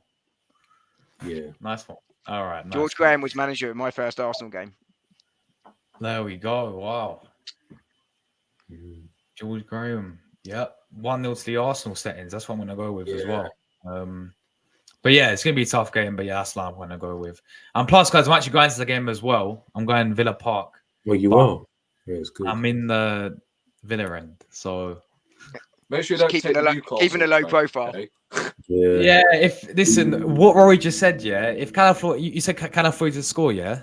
Yeah. And get the winner. I swear down, bro. And I'm in the Villa end and he scores the winner. Oh. If that happens, can I just say, Josh, it's But been a anyway. pleasure knowing you. And I hear the hospitals in Birmingham are quite good, so you might be all right. Yeah. No, you know what? Once a wise man said, rules are meant to be broken. So if I was you, if Calafiori was going to score, bro, I would just take Rory, it, I wouldn't be worried about rules being broken. I'm worried about bones being in the broken. last minute as well. Like, Rory, I'm not worried. if you get Rory, kicked out at that time. Rory, I wouldn't worry about the rules being broken, mate. It's his bones I'd worry about being broken if he does that. Yeah. But still, there he is in the worth whole it. end, shirt off. Going, yeah, Calafiori. He's not making it out alive. He's got more hope if he's getting on that train for training every morning than he has getting out there alive. Anyway, guys, let's move to the final topic. A bit of transfer news. Richie, big up to you, mate. You split in the chat about. I saw this one. Is Nketiah heading to Forest? Well, according to latest reports, we've apparently rejected 25 million bid for Nketiah to Nottingham Forest. We know multiple clubs were interested. We saw Marseille were interested in him before. They ended up, going with Ihewahi from Lons instead. Bournemouth were interested. They went with Evan Nilsson instead. Now Forest seems to be the next club. I'll come to Dom first. Obviously, what's your whole take on the Eddie Nketiah situation? Is it one of those where you're happy that the club's, actually demanding a bigger fee, like 30 million to get this guy? Or is it one of those ones where you think, we should have got rid of him by now? Look, I think you've summed the debate up perfectly. Look, Eddie Nketiah needs to move on this summer. He needs to move on for Eddie Nketiah, and he needs to move on for Arsenal. Eddie Nketiah has had his role. I get it. I get why he stayed with him. Well built other areas of the squad. The old phasers. But the time to move on is now. Right now, in terms of Marseille, I never thought Marseille were going to get the money together. It's a bit like I'll be surprised if Ajax get the money for Aaron Ramsdale. However, I think what's really important here is this narrative around Arsenal sales. We sold poorly for a variety of reasons in recent years. Leno is a great example. How we only got 4 million for Bert Leno is beyond me. But we started to change that narrative. Yeah, I think it is. If they stay in the league for 3 years, it comes to 7. I think you're right. But either way, 7 million for Bert Leno is a steal of the century, right? But we slightly changed that narrative now with the Balogun sale, with the Xhaka sale, even with Nuno Tavares. I know it's a loan with the obligation, but we're going to make money on that one for a player that, let's be honest, didn't exactly set the world alight anywhere he's been. So we're starting to change the narrative. So I think it's important that Arsenal got a decent fee for Eddie Nketiah. And I think a fee of 25, 30 million is a good deal for the buying club and a good deal for Arsenal. So I think Arsenal should hold out for that money. I do wonder whether Arsenal knew or not when they rejected the Marseille bid that there was interested clubs in the Premier League. I don't know. And we probably never will know the truth on that. But I think there's a bidding war about to happen, and I've always felt there might be. Palace reportedly interested, Forest reportedly interested, and I think I've just seen it was either Charles Watts or Sam Dean reporting that it looks like there's a third Premier League club interested in Nketiah. So I think, Crystal Palace was second. I can't think who the third. It could well be Everton. I don't think they've named the third club yet. if that's the case, then I think we're right to reject the first bid. Brentford as well. If when Tony goes, that's they'll a be possibility. So I think we should be really quite firm here, and I think let's try and drive this price, but we mustn't get greedy. I think if we get a bid of 30 million in, I think that's a time where we say yes to a bid. So in summary, I think it's important we hold firm on valuation here for the club's reputation selling. I think that's going to be important. But that Eddie Nketiah isn't here at the end of the window. But I said for weeks now, months, I do not expect Eddie Nketiah to be here at the end of the window, and I think that will be the case. Yeah, no, yeah, very well said. Said, bro, what do you make of Eddie's situation, bro? Yeah, I think it is time for him to move on. To be fair, I've never thought he really has been good enough for Arsenal. He's done a few bits and bobs from the bench and in the cup, but let's be honest, he's not Arsenal standard. We need better than this, even as a backup striker. In terms of the fee, yeah, I can see what Arsenal are doing, but I just hope they do not mess this up, because the thing is, teams know he's available. So, of course, they're going to try and lowball or drag it out towards the end of the window and try and get the best possible deal that they can. Like, I just don't want it to come with any regrets. I'll even take 27 million. That was pumping. I think should be enough, but I can see what Arsenal are trying to do to try and not make themselves a soft touch. But I just hope this is not one we end up regretting, because I remember with Maitland-Niles, we turned down 18 million from Wolves, and then we ended up selling him for nothing, giving him away. I think you're right there. It's symbolic of Arsenal at the time, right? Selling badly. I think the difference here was that at the time, Arteta seemed to want Maitland-Niles and then did nothing with him. That doesn't help Edu. Yeah, we didn't want Maitland-Niles to go while Eddie's actually on the transfer list. Yeah, exactly. So I don't think that will happen. West Brom did this with Kieran Gibbs. Like, start the window, 10 million, we turned down. And then towards the very end of the window, when we just needed to get rid, we accepted less, 7 million. Yeah. So I just don't want all this again, because that's a danger. They know you're available. Teams will try and lowball and try and drag it on and on and on, and try and get the best possible deal. We're seeing similar with Aaron Ramsdale and Reece Nelson. This is what they'll try and do. We haven't had any bids for Ramsdale, I don't think. We've had a loan offer, but that's all. Yeah, exactly. And I'm very, very right to turn that down. You're right, though. That is the risk. That is the risk here, that if we turn this offer down, that happens. But I am confident that we will get the money we want from Nketiah. I mean, we never wanted 50. I know that was a price. That was always a negotiating tactic. No. That was never anything serious to that. No, I think anyone taking that seriously that's for the birds. But Seb articulates the risk well. But I genuinely do not think Eddie Nketiah will be here at the end of the window, and I genuinely think we will get the money for it. I've always felt that, and I remain confident of that. Hope so. We better do. Well, you never know. He might score the winner against Cheltenham in the Carabao Cup third round. Wow. Are we even in the Carabao Cup still? Well, we haven't started yet, so I hope so. The early round started. Yeah, but we're not in it. We're automatically got to buy. Yeah, we'll be in. No, but Cheltenham in there. No, I know. I was messing. Don't worry. Yeah, because we're in Europe, you see. No, they're not. They lost to Plymouth. Yeah. No, Arsenal. It's because I used Cheltenham as Cheltenham. No, they're not. They're out. They lost to Plymouth. Yeah, it was illustrative. It was a joke. Don't worry. I'm not saying we got Cheltenham in the next round. It was a joke.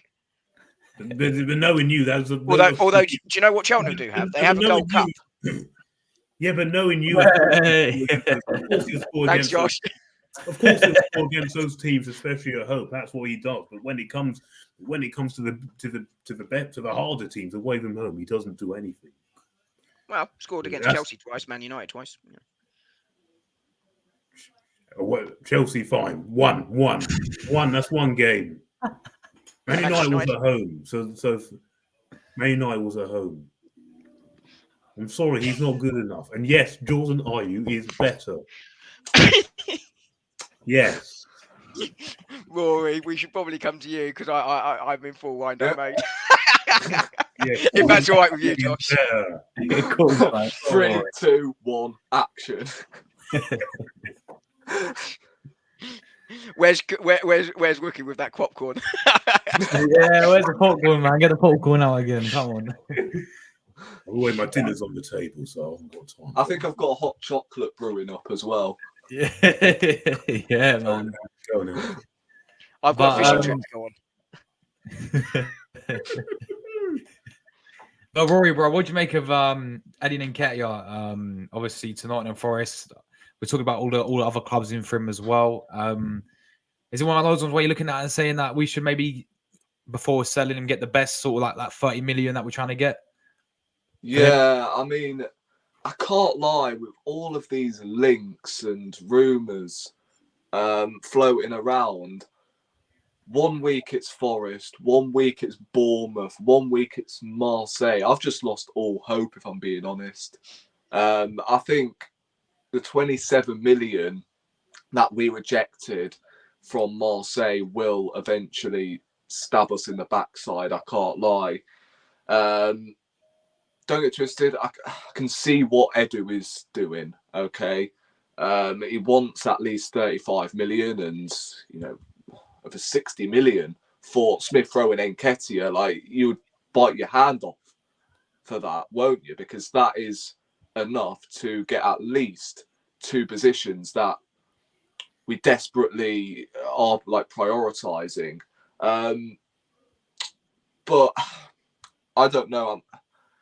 I am slightly concerned that the Nketiah salesman will determine whether or not we'll sign a striker. If Nketiah leaves towards the end of the window, I can see us getting a striker, because I don't think Arteta would want to leave us short. Despite us going through every window, saying to ourselves, oh, what are we doing here? We've left ourselves short again in one or two positions. But honest to God, if we let go of Nketiah, he would look at that straight away and go, Jesus can't really stay fit for 40 games a season. So he'll have to rely on Havertz, won't he? Trossard as well. So, say again. There's Trossard as well in the false nine. Yeah, Trossard, but I can see him playing on the left. It's not ideal. It's not ideal, that, but yeah, because otherwise, who have we got on the bench?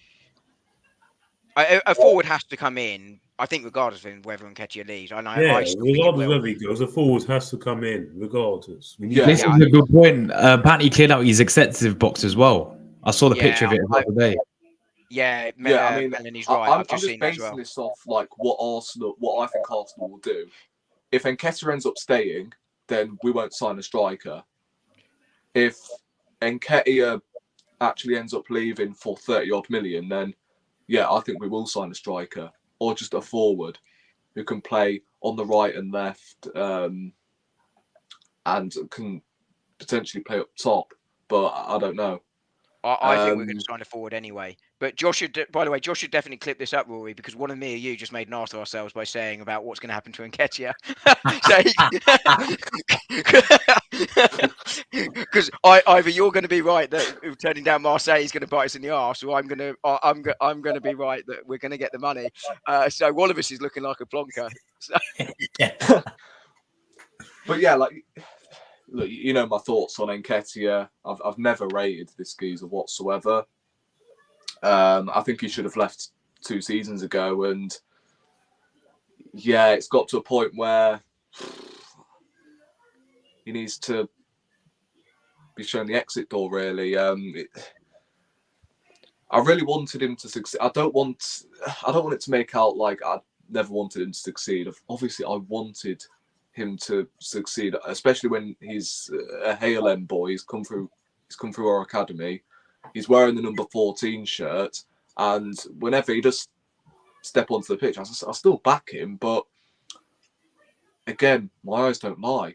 He's just not good enough, and he's never been good enough. Especially when we are moving forward as a football club, we need to get money for these sort of players. So. Yeah, I think the likes of the Nketiahs, the Reece Nelsons. We've got to get off the wage bill. So we're not relying on these sort of players to come off the bench when we need a goal. Because like this is Man City we are competing against. They've got players on the bench that can change the game within a blink of an eye. Whereas us, we've got some good players now on the bench. I feel like the bench is starting to shape up, but we've still got them players like the Nketiahs, the Fabio Vieiras, the Reece Nelsons on the bench. So I feel like we need to get funds for these sort of players. And as I said, 60 million for both Nketiah and Smith Rowe. That's good enough to buy at least a winger or striker, perhaps. You're absolutely right, Rory. It's a last phase, isn't it? It's replacing the last of the players to get you over the end. It's a last phase, isn't it? You improve those players. Look, he shouldn't have been part of this in the first place. He shouldn't have been.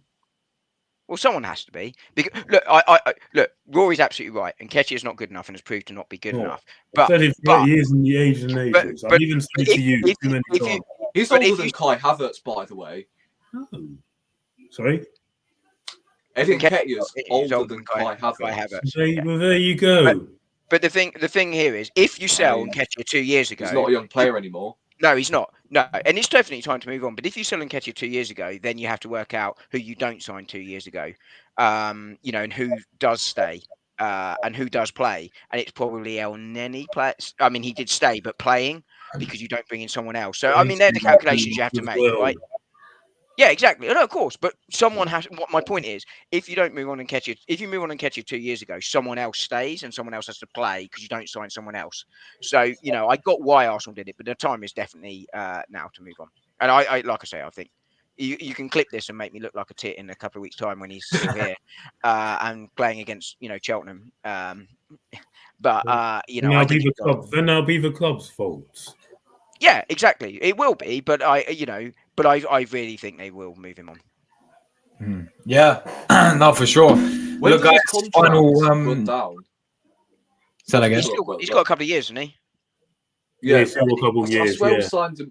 Yeah, he extended his contract in 2022, so he's got 2 years left. Yeah, he's a 4-year 2 deal. years, yeah. So. And if we remove Reece Nelson on as well, then actually those contracts, when they were running out, suddenly if you turn those contracts into £40 million, you can. Yeah, then we've done well, yes. But if Nelson, I'm less sure about leaving, but even then, I think the deal might be done. It won't be at 15 million. I think it'd be 10. I've always thought it'd be 10. Yeah. Anyway, guys, final topic before we get out of it. Obviously, Mikel Merino deal looks like it's going to be done. Of course, says putties. I don't know what that means. What does that mean? He's pointing to his watch. I think he's checking train times again. Oh, yes, of course. How long has this been going on for now? How long did Calafiori go on for? Can you honestly name me any director of football that takes this? It's not good enough, Seb. Can you honestly tell me? Eduardo. I'm sorry, but this is I know you want to say it. How long did Kylian Mbappe take to sign for Real Madrid?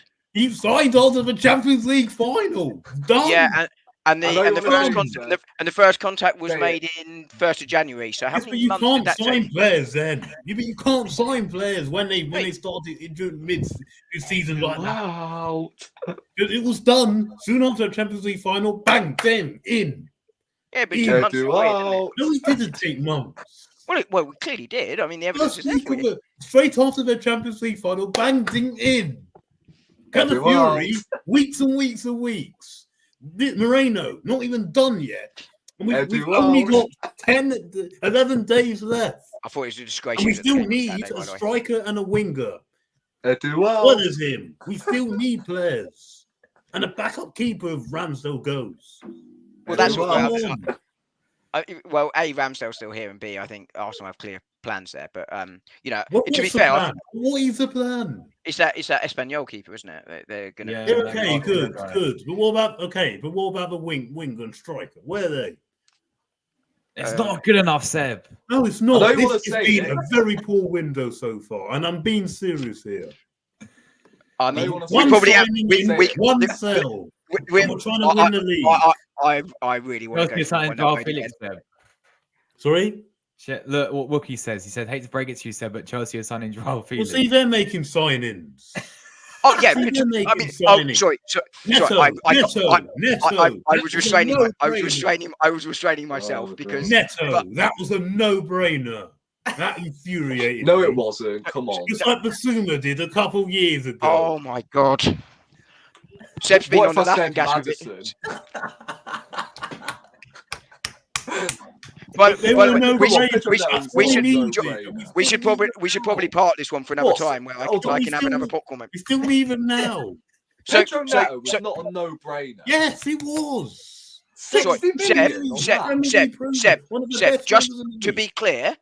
be clear on Neto, reportedly, and it is reportedly, they paid him £40,000 more a week than he was asking for. They overpaid for him by £8 million more than he was worth, and they signed a player who, if fit, is a very good player. But World-class player. well, that's pushing it. World But he's class. he's a very good player, but he is not world class. When he's However, fit, He's yes. not world. However, Come on. he's not He world is. class. He is not world class. That's taking it a stretch. Come He's on. Yeah, he's he's quality. There's a difference between quality and No. quality. However, here's the killer thing, and this is why we were right to pass on Pedro Neto. We're not Over right. 5 No, you years better in sign Wolves. someone else in. They better sign Yeah, I some- agree. We should sign someone else. But here's the thing: over 5 years at Wolves, he's had a plethora of injuries and has been available for 59.4% of their games over Yeah. a 5-year stretch. That means he misses 2 in 5 games over a That's one you 5-year take the period. risk. Yeah, I brought that stuff You as take well. the risk. That's a sign. That is a player you take the risk of. Why? Well, He's never available. The Well, thing neither is, he's a Tommy left-sided Ashton, player. neither Tommy He's more of a Ashton, neither left-sided player than Spotty. he is on the. What's the point? Yeah, but they didn't have the known fitness records before they arrived. They had perfectly fine fitness records when we signed them. But Furthermore, Neto has a is clear more of a history of left-sided injuries. player anyway. Yeah, rather yeah, than but a then right-sided player.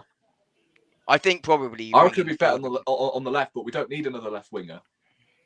We're fine in that area. It's just on the right. We don't have any cover for He's on the Saka. right. But But it's more of a left winger. But anyway, Seb would like us to be Chelsea and sign 46 players. No. No. We just need the players that we need to win us the title. You can't. Neto In was one. all serious. Well, no.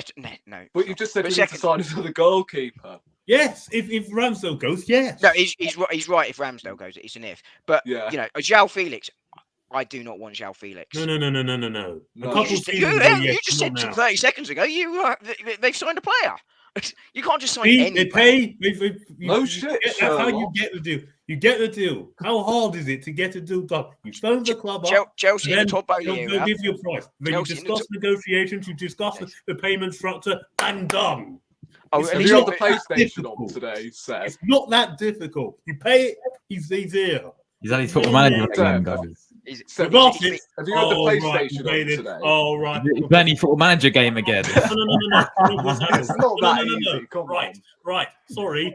No. We want to do this. We don't want to do this. We don't want to pay this way. We want to. No. It goes on.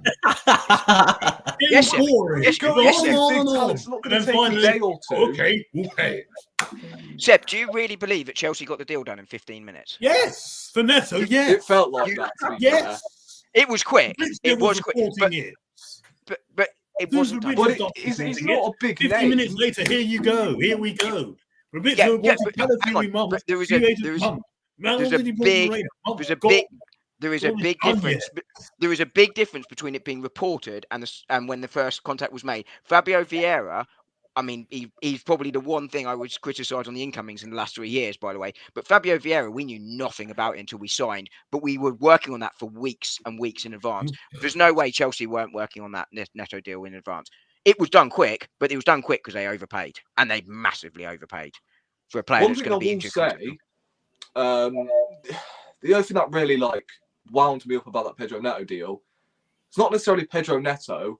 It was the fact Chelsea were prioritising a position that we've needed for years.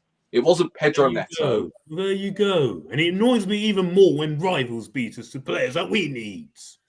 We need a player in that Annoys position. me We can even all agree more on now. that. But the answer wasn't Pedro Neto.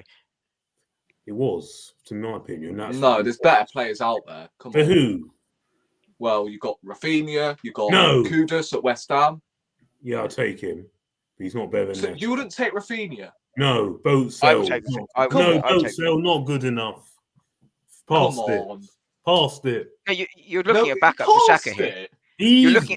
have you seen him lately there? He's not all that. Well, he's barely playing. Yeah. Stays injury free, Premier League proven, and he's only there for a backup. He's a backup, exactly. If I was, No. if You I was, don't hang on. want backup. You want players coming in that will compete with him for you to kick on. But on That's your, what you yeah, want. but You don't want to but just only, you're just going to be backup. What does that do?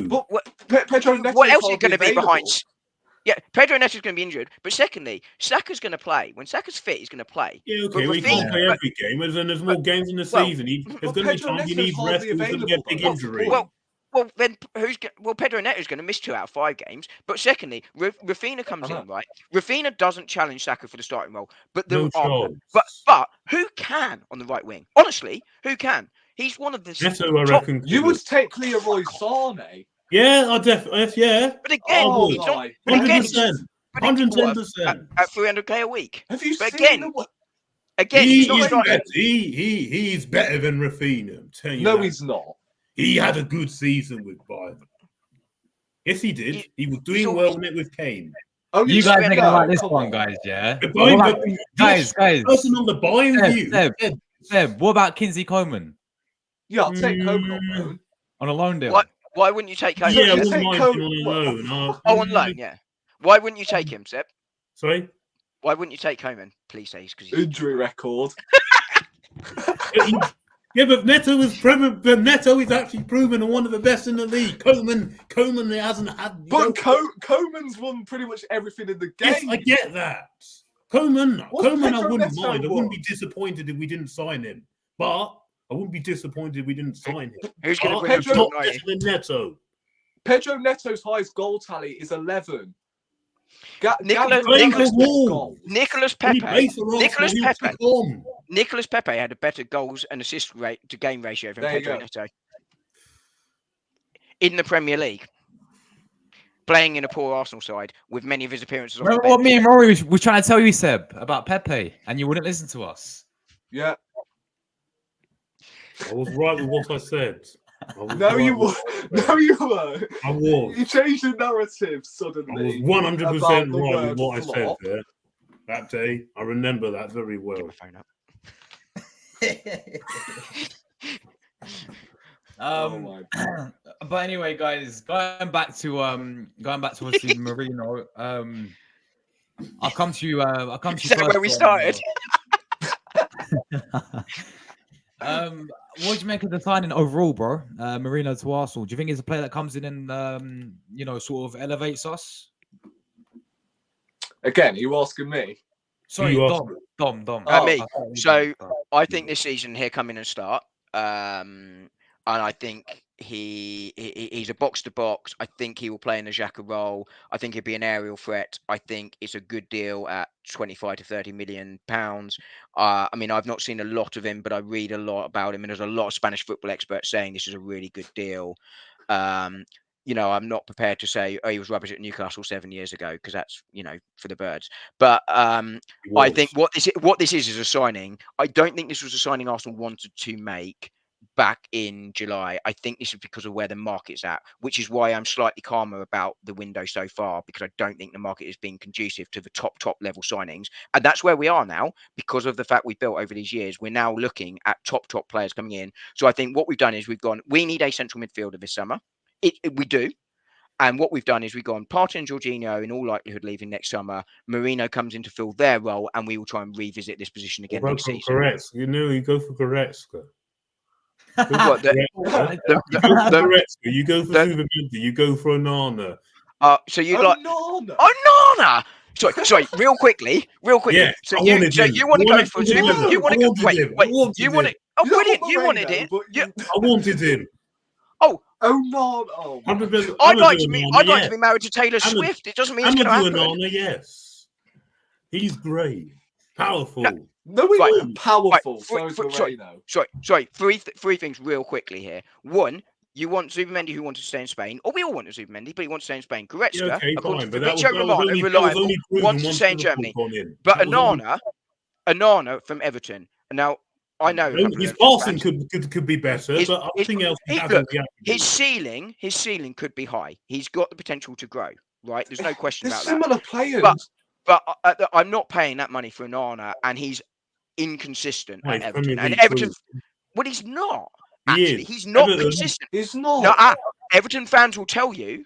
He's not consistent. He's a young player. He's still got plenty of time, but Everton fans will say he's not consistent. We don't need inconsistent. We need consistent now, and that's why Anana isn't the right player. I don't think he's a number 8. If I'm being he's a 6. No, he's a number 6. But I don't want Rice playing at 6. No, sorry.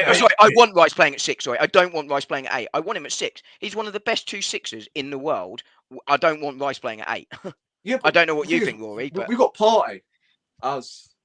He's probably like. But what if he probably likely moves on? Well, this is why Merino's come in. Yeah. We signed a player we wanted to on now, but he's going to go for nothing. No, Merino there's is not probably... much of a difference between Merino and Onana. There's not much separating them both, except £30 million. Yeah, I mean, other than the fact Merino isn't that, aggressive. And if you're going to be really ambitious, you go for Frank de Jong. Look, I think Arsenal wanted a player like Frankie de Jong this summer, but it's not been able to. He's available. Another player that Arsenal only needs to offload him. Why don't you go and ask Pay? Ask the question. Because he wasn't available earlier in the summer, and again, Barcelona are looking to move on anyone, but I don't think Frankie de Jong, they will take a bid if they get it, but I don't think he's at the top of their priority list. But Arsenal have basically, in my view, signed the Partey replacement a summer early because they couldn't get the player they wanted this summer. And actually, I think this is a smart deal, and I think he'll come in, he'll start in the 8 role, and we can move Rice back. I'm telling you now, it has to work out. You said that about Havertz last year. You said it, And if you want someone top quality, you go and get Leon Goretzka. He's available right there. They just said, go. Yes, yeah, but he wasn't. And Romano also said he wants to stay in Germany. Once, but you haven't. Have you even spoken to the club? Have you even spoken to the player? No, they haven't. Well, how do you know that? You do that. And then if you get those answers, then you move available at the time. Then you move on. Goretzka wasn't available at the time. I think he was actually available also. No, he was. How do you know?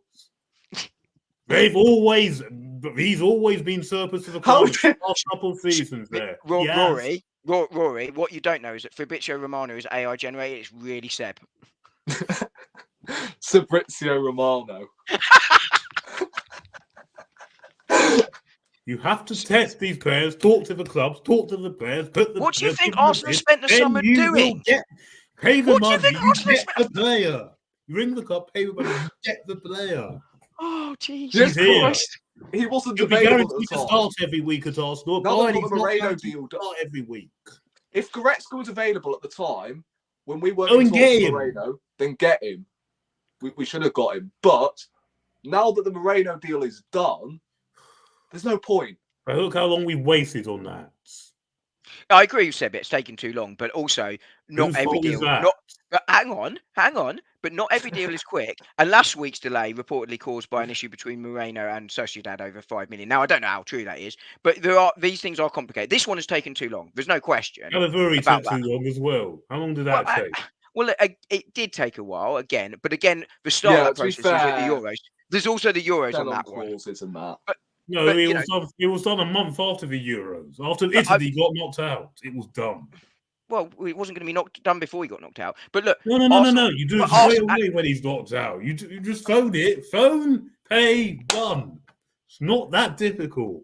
Well, it really is because there are players that don't. Martin Zubimendi proves it's not about the money always. But Arsenal can do these deals quicker. They should do the deals quicker. However, they have proved they're capable of doing deals quickly. Timber was done quickly last year. No, it wasn't. Yes, it was. Trossard, yes. Timber wasn't really. No, that was a couple of weeks. No, it wasn't. Oh no, couple of weeks. Oh, that's a lifetime in a transfer It when you've shouldn't, got. it shouldn't need to take any longer than 10 days if you actually do it properly. Oh my God. Man United get deals done properly. Please listen to the links I sent you from our former agents and players and Man directors. United that I'm actually not were involved. listening if it's Tom Canton. I'm not listening if It's not it's Tom Canton. It's former directors, agents, players that that were involved in the deals. I'm not saying this. They are. They were involved in the Sorry, deal. Man United don't get deals done. They do. They do. They got This those other summer, two players in within 10 Are days. we just ignoring their past? Remember Well, Pogba? That's a deal that's meant to take on weeks and weeks and weeks. And look how quickly that got done. But there's also the fact we don't know when Oh, initial but contact. Tottenham- We don't ever know when initial contact is Pogba. made. Or Pogba. But we That's don't a know deal when that's initial meant to take on weeks and weeks and weeks. And look how quick that got done. But we don't know when initial contact was made. We know when it was first reported. That's not necessarily when first contact is made. At the risk of sounding like a Martian, which I might as well be at this point. I mean, old school Gooner, Man United getting things done with a laughing emoji. We're using them as a standard. We're like Chelsea. Brilliant example of squad No. building. They don't always get their business right. They don't always get their business right. Yeah. So but you're applauding them for doing it quickly, but admit they don't always get it right. No, they So don't if Arsenal always do it get quickly, right. because they do it quickly. No. Yes, but look, when you So you'd rather To be have fair, quick I don't and agree wrong with than that. slow and right. I don't agree with that comment. Oh, That's I one do thing to I an will extent. say. I do to If an extent. Arteta wants him, I want him. I Mm. hate. I can I see hate where them people are quotes. coming from when they say that. To be fair, But if I you can look see at where our recent, people are coming from. Yeah. Yeah. Look, if it was Mudryk or some shit, then yeah. Arteta and I'll go like, oh, okay, Arteta and Edu have a good track record in the last 3 years, and therefore, if they've identified a player, I think at this point you kind of have to trust it to an extent. I think if you've got someone like Brendan Rodgers coming in and saying they want that, well, he's not got a great track record at that point. You're iffy on that. But I think Arteta and Edu have kind of earned that right to say, actually, these are the players we want. We think it works, and I think there's an element of trust required. Look at Havertz and the reaction to him last year. That's just one example. Who thought Kivior was going to work out? To be fair, Kivior didn't really work out, did he? I think he has. He came in. He came in to be a backup, Yeah, and he's been. Done okay. And he's, when he's needed to become in, he's done all right. Exactly. He wasn't bought. Long-term, he's not Exactly. beyond, but not Exactly. beyond. No, but that wasn't what he was brought in to be. I'll definitely move him on if the money comes. So, Seb, you're not feeling Merino then? Well, he has to. Well, he better come in and work. Listen, I think he's an okay player, but is he really the guy that's going to get you, push you forward, and really come in and set the well done, and even come in to start, and even come in to get you those extra points? I don't think he is. I'm sorry, I've not been convinced. The times I've watched him play, How many? I have actually watched. How many? I've watched him quite a few times, and he is more than Sid Lowe. What's Sid Lowe? Spanish football expert. Look, if he comes in, I'll back him, and he'll have my support. Yeah. But it better work out. It better what? work out. Or what? All the fields. Oh, sorry? Fields. They've wasted too much time on the player. Well, Edu out, Seb. I know you want to say messes up this window. I'll messes up this window. I'm sorry, and we end up paying the consequences by missing out. If he messes up this window, if he messes up this window, Seb's buying a Mac. Messes up this window, and we end up falling short again by a few points. It will all be on this window. It will all be on him on this window. Because I do not want to be coming at the Brighton game, and saying we've blown the big opportunity once again. I do not want to be saying that again. If the window closed today, then I'm with you, Seb. I think it's been a disastrous window, but it's still open. Then consequences need to be made. So what are people going to be doing about it? Because I'm sorry, this. Are you looking at the skies? You can see where Luke is coming from on this. Because deals are taking forever to get done, and we're not getting in all we need to do what we need to do. It's so obvious what we need. By the way, Josh, we've got very little time to do it. Yeah, People are going to use the World Cup, not the Euros, the Olympics, the Copa America. How come other teams are getting things done, are getting their targets in? Because they're not in a Not position. stopping other But teams. Josh, can we get this show sponsored by Butterkiss for next week? It's not stopping other teams from getting deals done. I'm sorry, but I have been very disappointed with this window so far. I could I never. hope I'm wrong, and I hope they get the players in, but I'm really concerned now. I'm not concerned at all. I really, genuinely am not concerned at all. I don't know where you get this confidence from. Saying There's only confidence- 11 days left, and we still ain't got Merino over the line. Oh, it's going to happen, though, isn't it? Oh, it's not like we're wasting every second of a day on it. Another day's gone by. We still haven't agreed. Still no, here we go. I was confident last year that we get Rice done. Confident that Havertz would be all right. Although, admittedly, I thought he'd be all right at 8, not 9. But I'm confident in Ketu. I'm still really confident on this. I'm very, very relaxed still about this. I really am. Let's wait and see. We will indeed.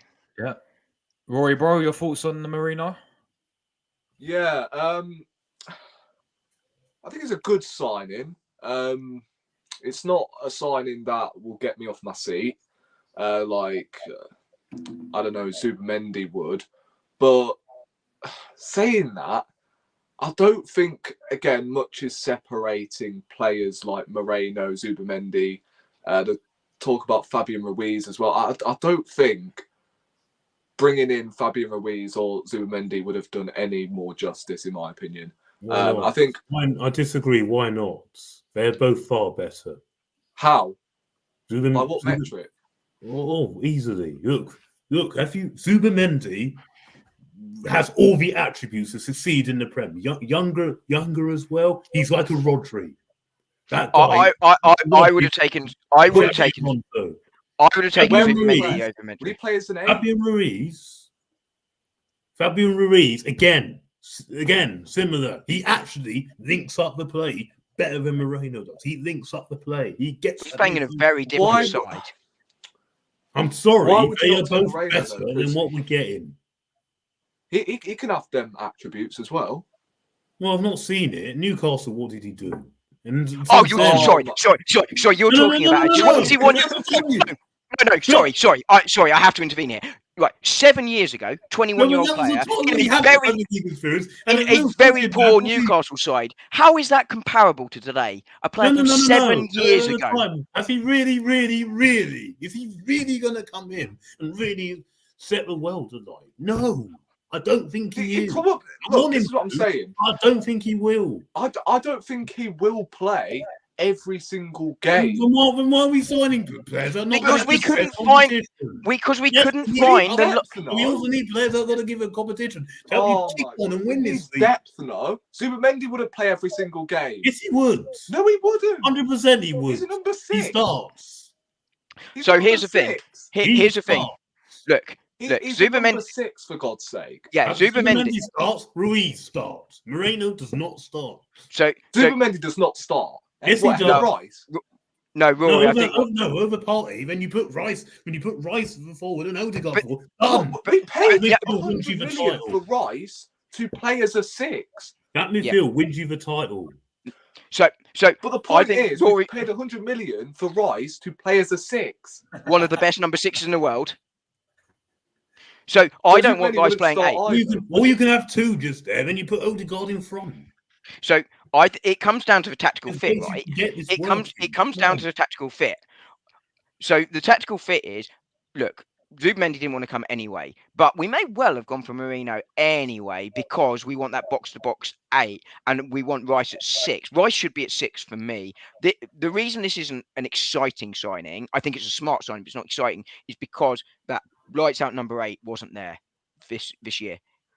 And that's why we kept it dry for next year. And so it's not exciting, but he will come in. I think there are games where we'll go with Partey Rice and there are games where we'll go Merino Rice. I think that's going to be what's going to happen.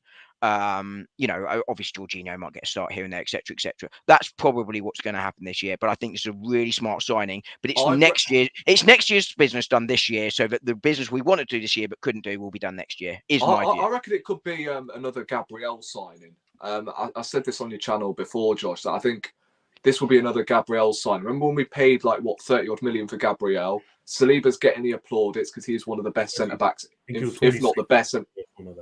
centre back in the world, let alone the league. But Gabriel, criminally underrated.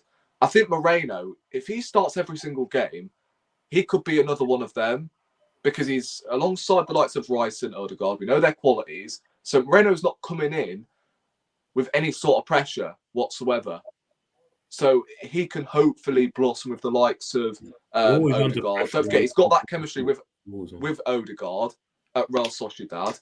So I think it's a good signing, but again, I see where Sebe's coming from. Like, it's not exciting. Really a signing that will get me off my seat. It's not exciting. I think it's a good bit of business, but it's not like it's not business that will stand out like the Declan Rice signing last summer. Well, let's hope he comes in and does well. Let's hope so. Because the thing is, you told me the reason why you don't want Merino is because he doesn't get in the Spain team. Neither does Zubimendi. I mentioned that was a factor, yes, but I didn't mention that wasn't the only reason. But is it because he failed at Newcastle 7 years ago? That's what you told me. Zubimendi's far better and more what we need. Well, they're different players, aren't they? Doesn't start for Spain, though. And they're very different players. Rodri's like the best in the world. You're not going to start over him. So surely, if he's that good, he'll play alongside Rodri, no? That's not how they play. Well, it's not how Arsenal play. Right, you're making the argument. You want to start second best number 6 in the world alongside. May I just remind you, your left back, Grimaldo, doesn't start for Spain either. He's better than Cucurella. Yeah, so why is he not starting then? And Leno didn't even make the German squad. Sorry? There you go. Look, Grimaldo should have come and not Calafiori. Should have come. That was more what we needed. Rubbish. Grimaldo was more what we needed. I've said it from day one. Do you think you might get obsessed with players? In a headlock tomorrow morning. Really? I'm telling you really, now. Seb? What? Putting shame on Calafiori's name. No. He's Italian. He's a good player. But I'm just saying, Grimaldo was more what we needed. And he doesn't start for Spain. So what's the point? I didn't know he'd play. I like Calafiori. He's a good player. But you bought him. I never mentioned it. You bought him up. So I thought I'll fight my corner on that. Grimaldo doesn't start for Spain. Fabio Ruiz doesn't start for PSG. Yes, he does. Yes, he did. No, he doesn't. He did. Yes, he did. No, he doesn't. In Rodri and Williams. Oh, Grimaldo. Olmo. Fabio Ruiz. He doesn't start for PSG. PSG. Oh, not for PSG. Okay. Yeah, fine. there you go. That's a different matter there. What do you mean different matter? So you'd rather sign a backup from PSG than a starter for Sociedad? He's a third choice at Sociedad. He's number 3. No, he's not. He's 3. Oh, they've got 3 different types of midfielders. He still starts though. 3. They're third best midfielder. 3. But he still starts for them though. They play in a 3 like we play in a 3. I'm not starting Rice where Odegaard plays, am I? No, yeah, he starts for Spain. So why would Merino start in any of the other 2 positions when he starts in the 8th position for them? Yeah. Would he start in the 8th position at Arsenal? No, he wouldn't. How many teams do you reckon Merino walks into? Gets in the Spurs team, gets in the Man United team. Well, he's definitely gets in the Spurs team at the moment team. because Basuma's just got an internal suspension, hasn't he? And in 6 games, Premier League teams. I know what you're trying to do. It ain't going to work. Well, it's worked most of the evening, to be fair. I know what you're trying to do. It ain't going to work. What you're trying to do. It ain't going to work. By the way, I'm not disrespecting Calafiori at all. I'm just saying I'm not. I think he's a great player. But we need Grimaldo. I'm not. Why? How have I disrespected him? In fairness, because I said a natural left back at the start of the window was more what we needed. Natural left back? Are you sure? That was all I said. Calafiori was a left back. He's a centre back that can play left back, but we actually need. No. He started as a left back and was converted into a centre back. Yeah, fair enough. So he is a natural left back.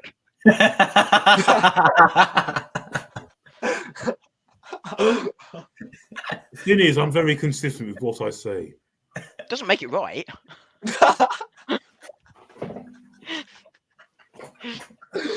Okay, well, everyone's entitled to their opinion. No. In fairness, I would have also signed Grimaldo last summer. To be fair, There you because, go. No, I mean, well, he was available on a free. However, the lad, Another masterclass. but the lad wanted to go to Germany, right? Do we even ask a question? Do we even put in a bid in? How do you know? Well, again, how do you know we hold didn't? on.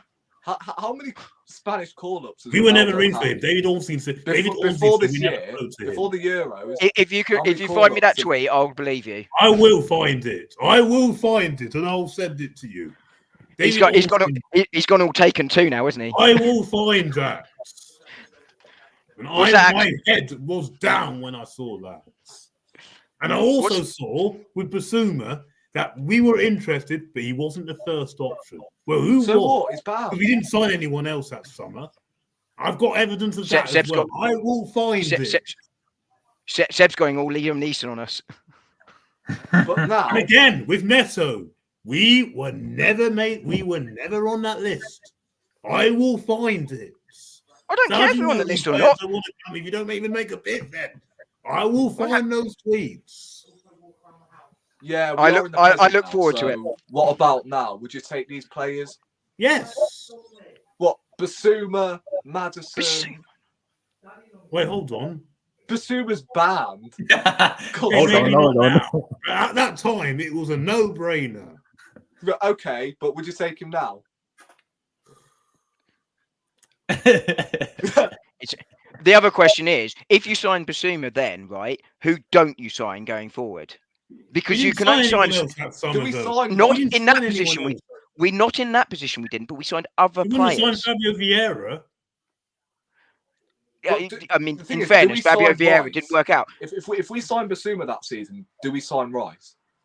You never know that. Yeah, I reckon we could. But the other thing is, when don't forget, we pay more for Vieira than Basuma went to Spurs. Look, Vieira hasn't worked out, right? Vieira, unquestionably. Vieira than Tottenham bought for Basuma. But Vieira hasn't worked out. Oh, yes, but when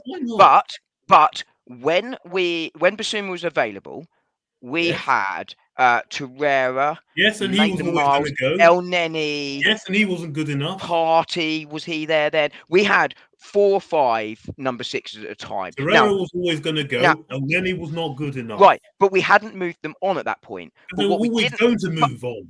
But we still had 5 or 6. They know unquestionably they needed upgrading, but we had quite a few players in that position at the time. What we didn't have was an attacking player, so we went for the attacking player. That at that point we got buying the number 6 for another season, but Smith Rowe wasn't really coming through at that point. But it's actually he might have done. He might have had his breakout, but he had a breakout season on the left-hand side of midfield. On the left wing, not in left midfield. So you have to look at the makeup of the squad at the time, and it probably wasn't the priority position at the time. It needed upgrading, but it wasn't a priority position. You have to look at the trade-offs when you're making these signings. It's why Eddie Nketiah stayed around for so long, because we decided to upgrade other areas of the team first. Now we've needed to upgrade Nketiah, and I think he will move on this summer. But you have to make decisions on where you're prioritizing. You can't do everything in one window. No, of course not. And that's why those decisions have to be made. But when you are prioritizing a position, any position, or 2 or 3, and you need 5 or 6, there are players that you might want to sign that you're not going to get because you can't get all of your targets in that window. It's just the way it's going to work. We may well have wanted Basuma, but we had other areas we were prioritizing at that moment in time. What about Maddison? I wouldn't have signed him either. That was a no-brainer. I'd take him. But right now, I rate Maddison, to be fair. Yeah, we need cover. We need cover for where would Maddison have played though? Yeah, but no. This is what people keep saying. Oh, if you get him, what happens to him? Oh, if you get him, what happens to him? You want players to compete. But you have got extra games in the Champions League. Plus, you can Man City. They buy players who they don't need at the time, and it takes them a season, and they get them in the team. I'll give you some examples. Jack Grealish.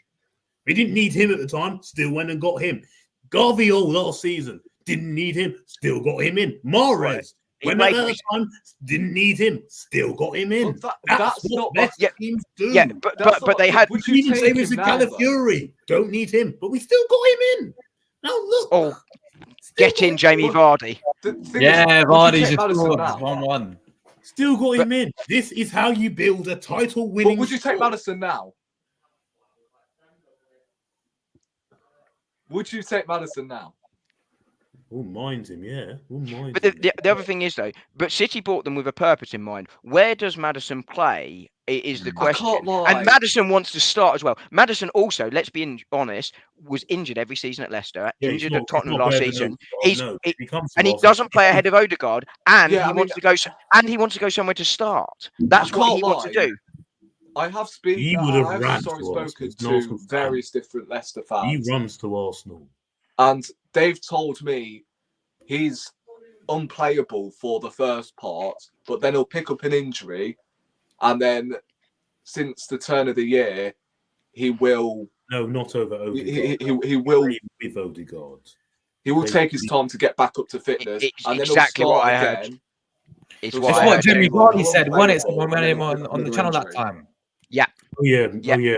Lee Chappie did it. Lee Chappie, yeah. Yeah.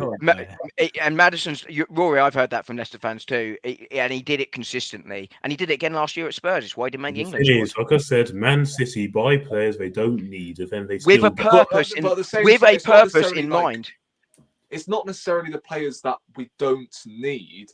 It's the fact players like James Maddison are at one point they are injury prone, not injury prone, but they're unplayable, and then they pick up an injury, and then he'll go on a bad spell for a couple of months, then he'll become unplayable again. It honestly won't surprise me if Maddison starts playing really well for Tottenham, and then he'll pick up an injury or two for He'll have 10 to 15 goals and assists by Christmas, and then get 5 or 6 after. Because that's So what I that's honestly what don't history think he would have suggests. competed with Odegaard for that spot. I think he would have been a squad player at best. More crucially, I don't think he would have accepted being a squad player either. And that's fair No. enough. He wants to go somewhere and play. And that's important because when you've got squad players, they have to understand that's what they are. I've But- even but they're heard coming Tottenham in and out. fans- I've heard Tottenham fans wanting him dropped. Yeah, dropped. Yes, fine, fair enough. What's wrong with that? Yeah, but it just shows Well, if he's not getting in the how Tottenham poor team, has is he been getting in our played team? recently? Hmm. Like, from when did he come back from injury again? Was it like January onwards? Maybe early February, but Yeah, he had a February. long I time don't to remember get. him putting in a good performance. One Never good really performance. did it after then. No, But he consistently did that at Leicester too. Consistently. But you wouldn't take players like Coman, who have arguably a better injury Well, record. of course, I'll take him now. Yeah, but he wouldn't be my first choice. No, I mean, look, I'm saying I'll take him on loan. listen, I'll take Coleman. Yes, but he's not my Yeah, first. maybe not on a permanent. Agree, I'd take By the way, him. Josh, did you put in the chat that it's 1-0 Leicester? 1-1. 1-1. Oh, it's He 1-1. just scored. Yeah, Who? Vardy. Jamie Vardy. Oh, who scored for Tottenham then? Pedro Porro. Pedro Porro, yeah. Oh, right. See, I'm using my phone, so I have no notifications, but who gives a shit about Tottenham, innit? So, Yeah. 1-1 there. Yeah, let's not talk about them. Look, guys, I think we're gonna wrap this up now. It's been interesting. It's been entertaining, I would say, though. I mean, I could have got the pot call now. I can never win with him. But... Round and round and round. I think this is one for the Hall of Fame. you Hall know? of Fame podcast. This has got to be, bro. This has been one of the best I've ever done, mate. This has been quality. But The True Gooner podcast sponsored by Baticus. We're all winners today because Josh can earn that revenue. You get me? He'll be earning the millions. His earnings will be stopped. I'll tell you what, though, Oh, you days. might have earned enough to pay for Isak's train ticket up and down every day.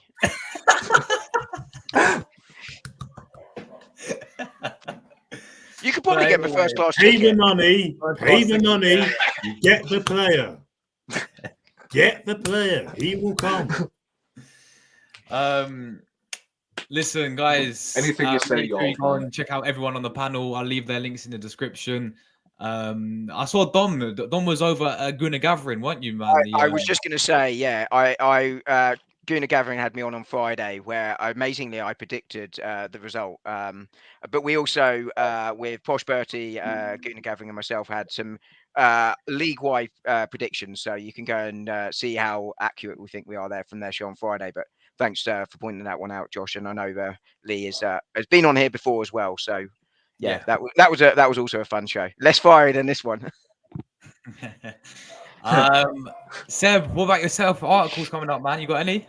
Yes, I'm going to try and explain the new Champions League format this week and talk about some of the teams that Arsenal can face. So, yeah, it'll be a Champions League one this week, hopefully. Seb, do you know? Sorry, real quick question. Do you know when the Champions League draw is? It's usually the last Thursday of August. So yeah, it's coming up. Yeah, I thought it must be coming up soon. Yeah, it's usually around then, the last Thursday in August. Yeah. Yeah, I mean, I was thinking September, but obviously 29th of August. Yes, it'll be interesting to see how they do it this time because it's not going to be the same format. It's going to be one big league, and you pay 2 teams from each pot. Yeah, is it top 8 go through, and then the next 16 play each other, play off against each other? Yeah. I reckon it'll be like this. I reckon it'll be similar to the FA Cup format. We shall see. The way they're going to draw the names. I'll be very interested to see. Yeah. They'll do it like that, you think? Like Yeah. FA Cup draw? Oh. I'll be very interested to see what happens. Yeah, that'd be interesting. But Rory, bro, you got any content yourself coming up? Yeah, I'll have some transfer videos here and there. If we do get the Merino deal done, I will be covering that on my channel. I mean, you know me, I do transfer videos based on, you know, what the reliable journalists have tweeted out. None of these tier 5 journos. I pretty much upload videos here and there due to the fact it's actually done quite well in terms of views. So I might continue until the transfer window obviously does close in 10 days time. I will continue doing more transfer videos, and I'll be covering the Villa game, although I'm away again, so I don't know. I might do an instant reaction for that game if I can. I'll have to find a bar or somewhere to watch the game. If not, I'll have to watch it on my phone, obviously. So yeah, that's about it, really. Nice one. Big up, guys. Thanks so much for coming on the panel and everyone taking their time out to come on. Everyone in the chat as well supporting and leaving your comments down below as well. Of course, we're back tomorrow as always. But thank you guys, and come on, you Gunners. We're out of it.